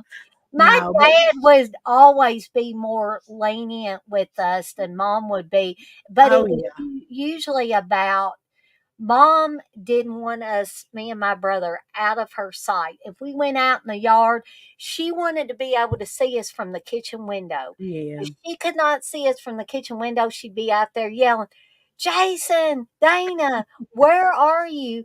And yeah, dad would say, Lori, he said, you're going to have to let those kids go. So yeah, dads have a different mindset than moms do. yeah, yeah. They're more the fun the fun the They're fun the one. let them go, they've gotta learn sometime type of people, Yeah. and the mothers are more like, "No, I wanna be holding them to my bosom and all." I'm not mean in a dirty way, but mothers want to grab their kids and cover them with Yeah. kisses and keep them safe and all that. And the dads are like, they got to grow up sometime. You can't shield them forever and ever and ever. That's yeah, that's not how it is, but Dana, I've really enjoyed I have too. doing this because it's a subject that I know about, and usually I'm just kinda sitting back and letting you take the No, reins you on got things. no. You do very, very well, Candace, and I'm glad that I settled on this Yeah. because I'll tell you guys and gals that are still in here that I at first I was going to do a Fulci thing first, but then I thought, why don't we do go ahead and do the Universal Yeah. Monsters because we had planned to do that in October anyway, and then give Candace time to refresh herself on some Fulci or watch some Yeah. Fulci for the first time around, and then maybe a show or two into October we can do some Fulci stuff and maybe Yeah. have Chris on here with us and Yeah, I would like that because 'cause I'm not as versed into that kind of thing than I am with the classic monster stuff, 'cause I'm a and Dana knows this, she's always known this. I'm a classic person. I like classic TV, classic music, I like all that stuff. I love black and white stuff, what the kids these days calls boring. But, yeah, they don't know what's good. That's no. But Noah is very in tune with that stuff. He that's likes good. anything like that. It doesn't bother him, to see black and white stuff. He likes like classic shows, Andy Griffith show, stuff like that. But I'll never get over this. I remember laughing so hard. Um, Chris's niece, whenever I first started dating Chris, she was just a cute little girl. I can't. She's probably around 8 years old, and I remember she hated black and white stuff, and she said she didn't like it, and I can't remember what she said. Chris might can say, but it seems like she said something like, "Was everything in black and white back then? That was so boring." It'll be boring back when stuff was black and white. But I'll never forget that. I always just I laugh about that so But much I have when I think such about that. great appreciation for the artistry with black and white films. I Yeah, mean, not just horror, although I do love a lot of black and white horror. I mean, Psycho is yeah, classic to me, and that's black and white. The yeah. film 12 Angry Men. Oh, I love 12 That Angry Men. that That's one of my dad's that favorite movies. is it's fantastic. Mhm. That's one of my Um, dad's favorite movies. He loved that. there's so many Grapes of black Wrath, and white. Tobacco Road, stuff like that. I Mhm. love all the stuff like that, the stuff that I watched my dad was a huge classic fan. He all the stuff that, like I said, like the Grapes of Wrath, Tobacco Road, I don't know if you've ever seen any of those, but, um, Yeah, those 2 I haven't, but I probably need to 'cause yeah. I The think Grapes they're of considered Wrath was was classics. was just a wonderful It's a Wonderful Life. That's one of the greatest movies ever made. I mean, nobody will ever Oh convince my me gosh, less It's than a that. Wonderful Life. I mean, Yeah. I'm gonna have to do another watch along for that around Mhm. Christmas time. I think what I'm gonna do is do that one and also White Christmas. I Yeah. wanna do White Christmas as well. Maybe Miracle on 34th Street. Yeah. We'll do a lot of, classic, but I've said this before, I'll say it again. There's only one way to watch It's a Wonderful Life, and that's in black and white.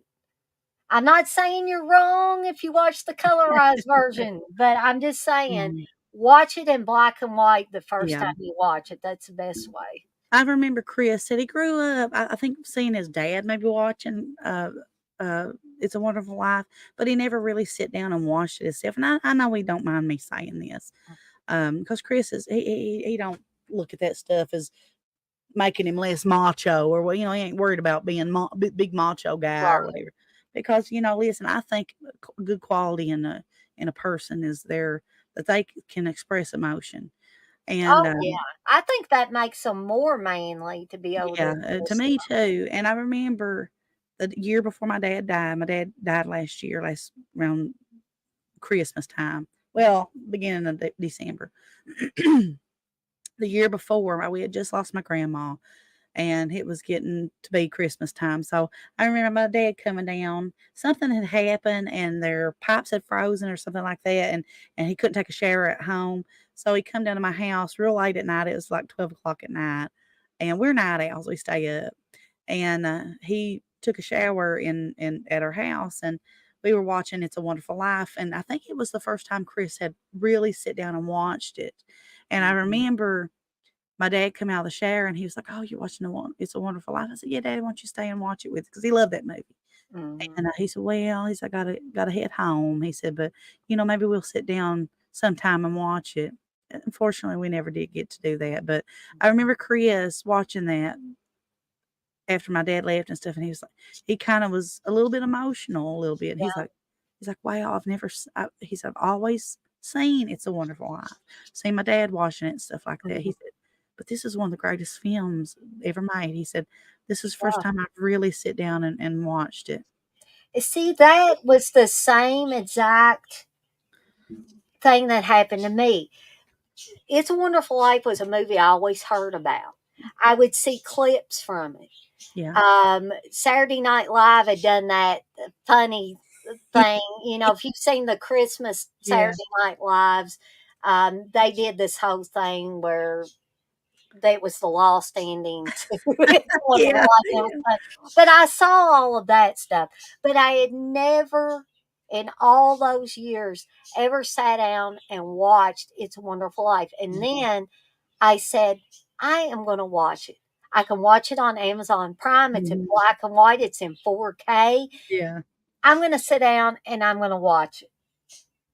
And I had a similar reaction, almost the Yeah. exact reaction that Chris had to it upon watching. I was like, how have I not watched this movie before? Mhm. This is one of the greatest Yeah. movies ever made. It is. It was a, from as long as I can remember, a, yearly watch for me and my family. I remember sitting on my papa's knee watching it with him and my dad. It was really a huge movie for my dad and his family. And, I remember last year when we sit down and watched it, I barely could get through it because I was thinking about the previous year, and my dad saying, "Hey, what, we'll watch it together one day." We never did get to. And I think Chris started thinking about that, and we was talking about it. He's like, "I wish I'd have watched this sooner." He said, "But I'm glad that I watched it when I did because it just means a lot more now." But he said, he said, "This, I can see why this is just one of the greatest movies," and it is. It really, the story that it got, what the storyline is, and you got Jimmy Stewart, and you can't get no better than Jimmy Oh Stewart. my gosh, Jimmy Stewart, he has got to be one of the greatest He actors of is. all time. Yes, definitely, And definitely he I is. think he was a good man too because I've Mhm. seen interviews with him and he Yeah, just seemed as down to earth as the character in mhm. It's a Wonderful Life when he would talk Yeah, about. I love it. I love when he tells Mary, he says, "I'm gonna rope the moon for her and bring her the moon, lasso it and bring it down to her." And I just always think about that and just think about, we've always hit that low point in Yeah, our lives where we think that we can't go on. And, watching a film like that, it not only gives you hope yeah, in those hard times when you yeah. think that nothing can, and I don't mean to get emotional on a universal No, movie. but I mean, like, it's okay to talk about Yeah. this stuff. This is stuff that we're passionate about. Yeah. It just, it gives you hope that, you know, things can get better and will get better, and you kind of find a new appreciation of your own life with watching a film like that. Mhm. And it's just, if you've never seen it, I highly suggest it. And you don't have to be religious to watch that film. It's No, religious no. entertainment. I think that is a universal film for everybody, no matter what Yeah. your religious Yeah. affiliation. But if you are religious, it does bring you even closer to that It feeling of, does. just it's wonderful. I love it. I think it's a great film. If you've never seen it, and I was surprised that because I thought everybody had seen It's a Wonderful Life. I thought that, Well, people were like shocked that I hadn't seen it. yeah, I just because that was something I grew up watching. And my grandpa put on a fire in the fireplace. We'd roast chestnuts and stuff like that on the And I fire. didn't even think my own We'd parents sit had and watch it. seen it Yeah. until I said, Mom, if y'all have not watched It's a Wonderful Life, you got to. And she Oh, sat down and watched it. I think my dad watched it too.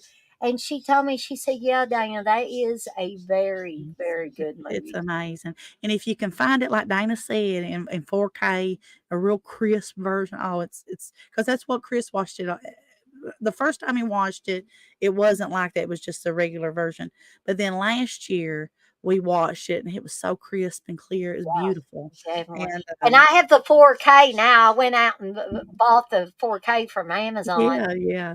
So because I was like, I got to have yeah. this movie in my collection now. So now we have a 4K TV. Uh, that's probably something I want to do. I want to go get the 4K version of that and watch that. Yeah. It's Because fantastic looking, Candace. yeah, yeah. But I'm excited about um what our next Friday Foolishes and stuff and what we can talk about. I would like to, Dana, one of these days, and if it's past October, that's fine. Because it's okay. Hey, we all love spooky stuff. I would like to one of these days talk about favorite like Halloween films. Not doesn't have to be horror films, Right, but like exactly. Halloween films that you watch during Halloween, like Aaron Scared Stupid and Mhm. stuff like that. You know what I mean? Like the Yeah. Halloween tree I and think that would be an excellent idea. And what we can do is we'll just plan on the next Friday Foolish. We'll do that. if Like, that's what you want to do, if oh that's my something that gosh, that's a fantastic idea. I think that's something even me and Steve have talked about in different incarnations of shows that we've done. yeah, I think that it would be an easy topic for everybody to talk about. Yeah, Just I people think in the so. chat and stuff. Because and I would love to hear other people's like suggestions and stuff that I've not watched because I'm always up to watch and finding new films to watch during Halloween, especially to share with my son and my nephews and stuff. I love it, and I love the cheesier it is, the better it is for me. Now I may throw some horror ones in there Yeah, that maybe yeah. people haven't thought of when, Yeah. but sometimes people don't think of that as, oh yeah, that's something I could pull out for Mhm, Halloween. yeah. Like Trick or Um, Treat. That's a great one to watch during, Halloween. And I'm yes, talking about Trick or Treat with, right.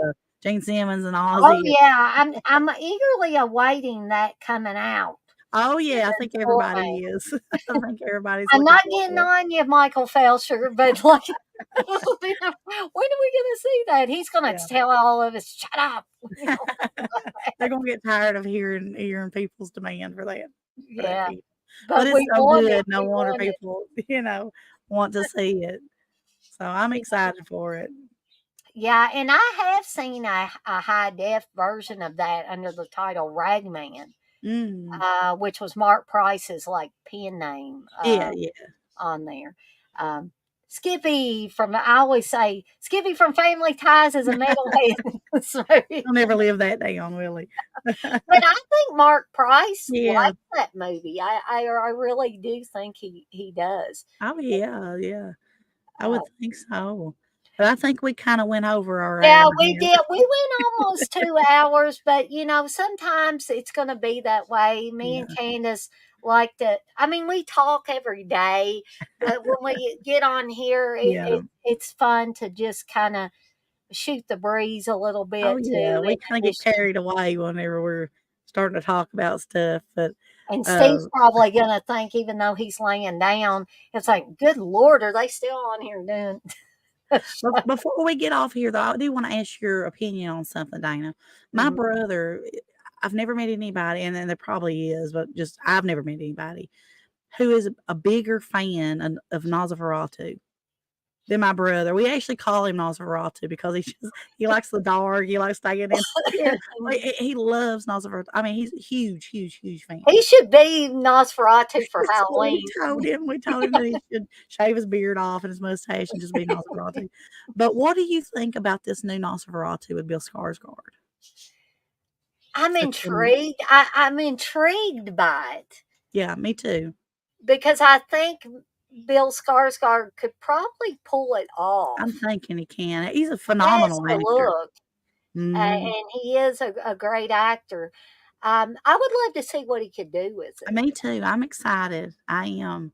I'm really excited. And I don't think I've ever told anybody on here, but I did go see Beetlejuice, and I loved every minute of it. I thought I would hate it, but I loved every minute of it. I could see, um, you know, the classic like comedy from the 90s, like the comedy that's like in The Mask and stuff like that. I see Yeah, that kind of humor and like really weird humor that's in you know, the Beetlejuice. So I just wanted to say that in case anybody was wondering what I thought of it. So I did. I ended up loving it. I did.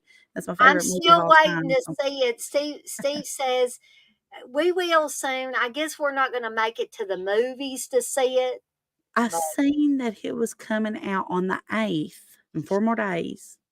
I think on Fandango. oh, okay. On one of those streaming sites. It's coming to home in 4 days on the 8th. Okay. So So that's a I'm little excited fast. about that. So y'all will hear my thoughts, Uh-huh. spoiler free, of course, because there may still be people that haven't seen it. But I think Steve's going to actually sit down and watch it with me Yeah. too. Um, but I think Steve wants to go back and watch the original Beetlejuice Yeah. again because he says it's been a long time, and Yeah. I've got the 4K. Now So it's nothing nothing even compared to the original Beetlejuice, it's mhm, not, and I right, had to go in there with that mindset, but with yeah, that being said, I loved every minute of it, I had no complaints, yeah, I know a lot of people had complaints, even Chris had complaints, but hmm I loved every minute of it, I thought it was awesome, I loved it, the kids loved it, I actually watched it twice, went twice and watched it, and, that oh, that's taught right, you me did. that taught me not to go in thinking I'm gonna hate everything because Yeah. if I live for Beetlejuice, that's like my favorite thing whenever it comes to cinema. You know, there's nothing better than Beetlejuice to me. I've that's all I can remember watching as a kid. From my very earliest memories of watching anything was Beetlejuice. So if I like it, then that's all that matters. I don't care what anybody else thinks about it. If Yeah, I like Candice is probably one of the biggest Beetlejuice fans that I know of. In my circle of friends, Candice is top of the heap when it comes to Beetlejuice fans. I now, love Beetlejuice, but yeah. she really, really loves it. Now there could be somebody else just like me who's same mindset when it comes to Beetlejuice, been the biggest fan for all their lives, and they could hate it. But, Mhm. that's their opinion, but as long as I like it, I'm cool with it because I don't care what nobody else thinks. As long as I'm enjoying it, that's Right, fine. yeah, and You know? that's a good mindset to have Yeah, is you can't let to other people bring your joy down, if you like it, you no, like it. If you don't, that's fine. and you can't let other people dictate what you're gonna No, like, no, what you're definitely not not. gonna like, what you're gonna do, No, but and all but with those. that being said, I'm gonna go into Nosferatu, you know, I'm not the biggest fan of Nosferatu, not like my brother, but, I'm gonna tell him, "CJ, go into it, with an open mind. I I think believe you're gonna." Nosferatu is probably my favorite silent film. Man, it's scary, Mhm. could you imagine being back in that those days and seeing that? I would be Mhm. terrified. When Absolutely. he I mean, raises up, like he just, you know, that it is pretty frightening. absolutely horrifying. And I'm telling you, there's some good scary, silent and you've obviously not seen, um, Faust. You need to watch that. That's to me is the scariest. Like, I'll have to see if Steve can get a copy of you that for need to watch. You can watch it on YouTube, Dana. Oh, It can I? Yeah, Okay. it is freaky.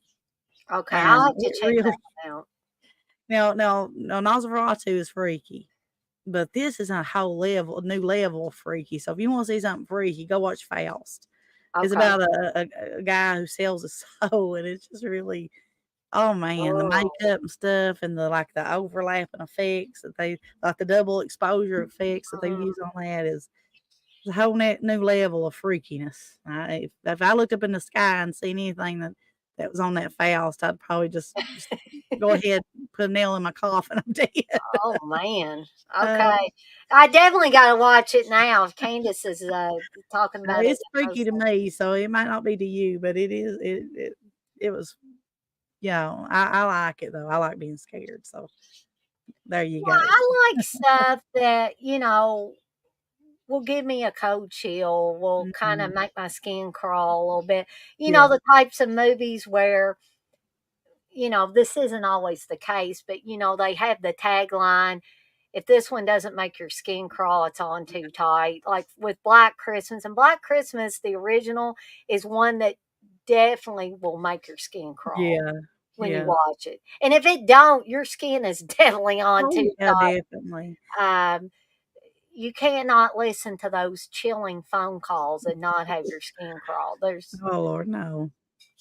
Batman says, loved Rear Window and The Man Who Shot Liberty Valance. Yeah, I've seen great. Rear Window, Yeah, but not The Man Who Shot Liberty Valance. I haven't yeah. seen. The great Jimmy Stewart, James Stewart, who whatever you want to call him, films. Love Rear Window. That's one of the greats. That's just Oh, one of I my love brother absolutely loves it. Um, But The Man Who Shot Liberty Valance, that was one of my dad's favorites as well. My dad loved Jimmy Stewart, and whenever you think about Jimmy Stewart, The Man Who Shot Liberty Valance, that was one that he loved watching all the time. We had to get it for him on DVD and stuff, so he watched that all the time. So that's a good one too if you like films like that. But guys and gals, it is now a little bit after 8. But I just I've had an incredible time, a I very have to, fun Dana. time, and even though me and Candace did say that we were going to make these shorter, sometimes we may go on a little bit long, but Oh yeah, I love that we've had a lot of participation during this stream and that Chris has been in here and yeah, we had Tom in here, Batman's been in here. Um, my dear husband was in here at the beginning. I just want to make sure that I don't missing by DMC was in here. And there may have been more of you that were watching and didn't feel comfortable chatting, which is perfectly fine. I saw we had several people in yeah, here at many points in times. And I hope that people will watch this on the replay. yeah, Um, I also hope that I can get some people to tune in, maybe some people to come in live with me for these two watch alongs for Gates of Hell and House by the Cemetery. Candace, you and Chris are certainly, welcome to come on. oh If yeah. Candace has never seen Gates of Hell or City of the Living Dead, I'd love to see her reaction to this. Yeah, I've seen them back Have you? whenever me and Chris were dating. But I don't remember much about 'em. It Mm. was when you're dating somebody, you're not really thinking about the movie that's playing Right. you know Yeah. what I Yeah. mean? There are movies that I watched with Steve that I clearly remember, but those are ones that I had seen prior to us getting Yeah, together. yeah. But on the other hand, movies that he introduced me to, we may have been interested in each other, if you know what I mean, Yeah, more than yeah, the movie. So anybody that's been new to a relationship and first started dating, you know what that feels like. So you're just more interested in the person that you're with than necessarily in the movie. That's why people went to drive-ins a lot back in the yeah. big days of the drive-ins. And So also that's been, what, 10 years ago.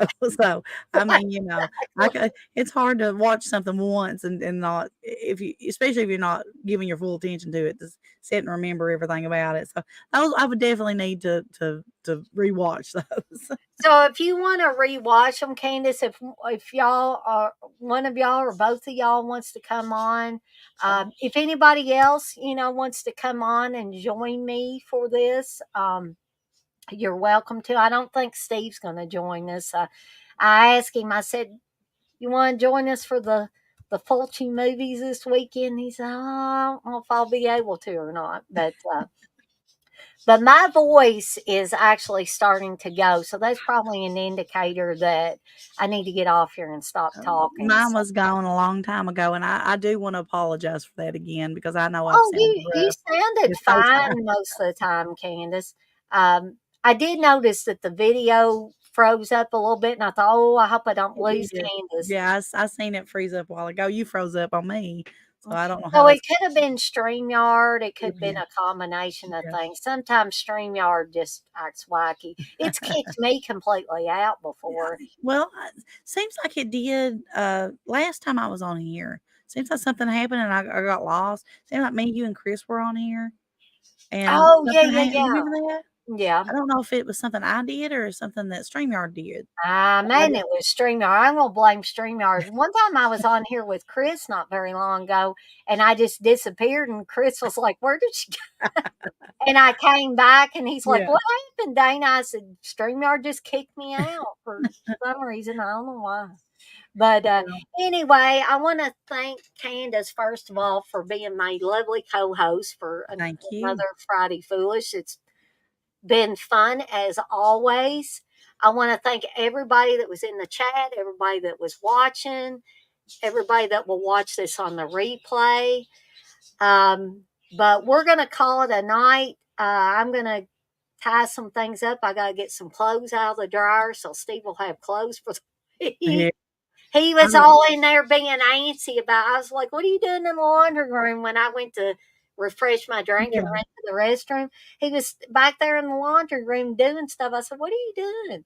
He said, I'm setting these to dry. They were still damp." I said, "Well, I told you that Steve usually has to run through a couple of cycles."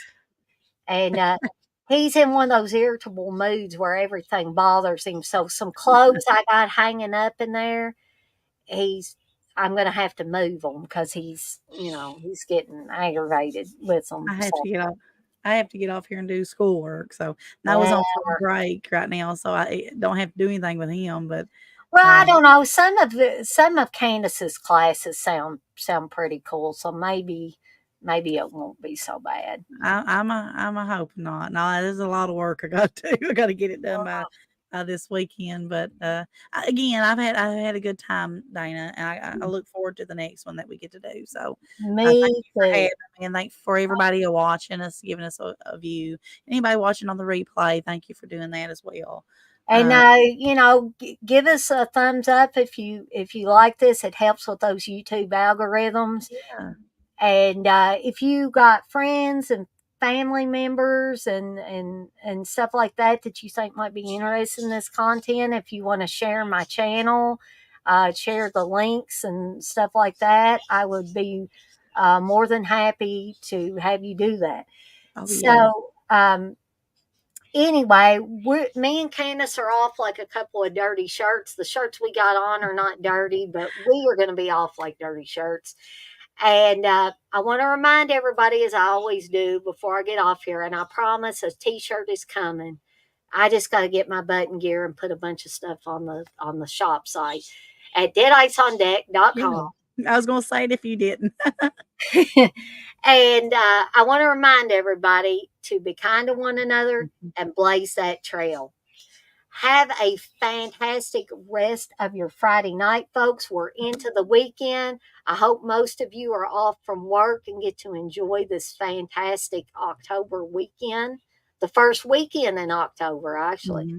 Mhm. Let's kick off our Halloween season watching if you haven't already done that and just kind of chill out. Hopefully, the weather's going to chill out here and feel more like October in a Yeah, little while. The I hope mornings have been so. feeling like it, but then it wants to get in the 80s. I know, and I You can't know, stand I it. don't like that. I can't stand it. I think it's going to go down into the 70s for the day, so that's more like it. I hope so. I'm ready for the chill weather. Me too. I'm ready to start, having to turn on the heat and I have Me my too. warmers with my fall scents going in every room Mhm. and all Oh, that. yeah. I've already So, started that, so me too. So we're out of here for today, and we'll see everybody next time. Have a great night, folks. see you guys.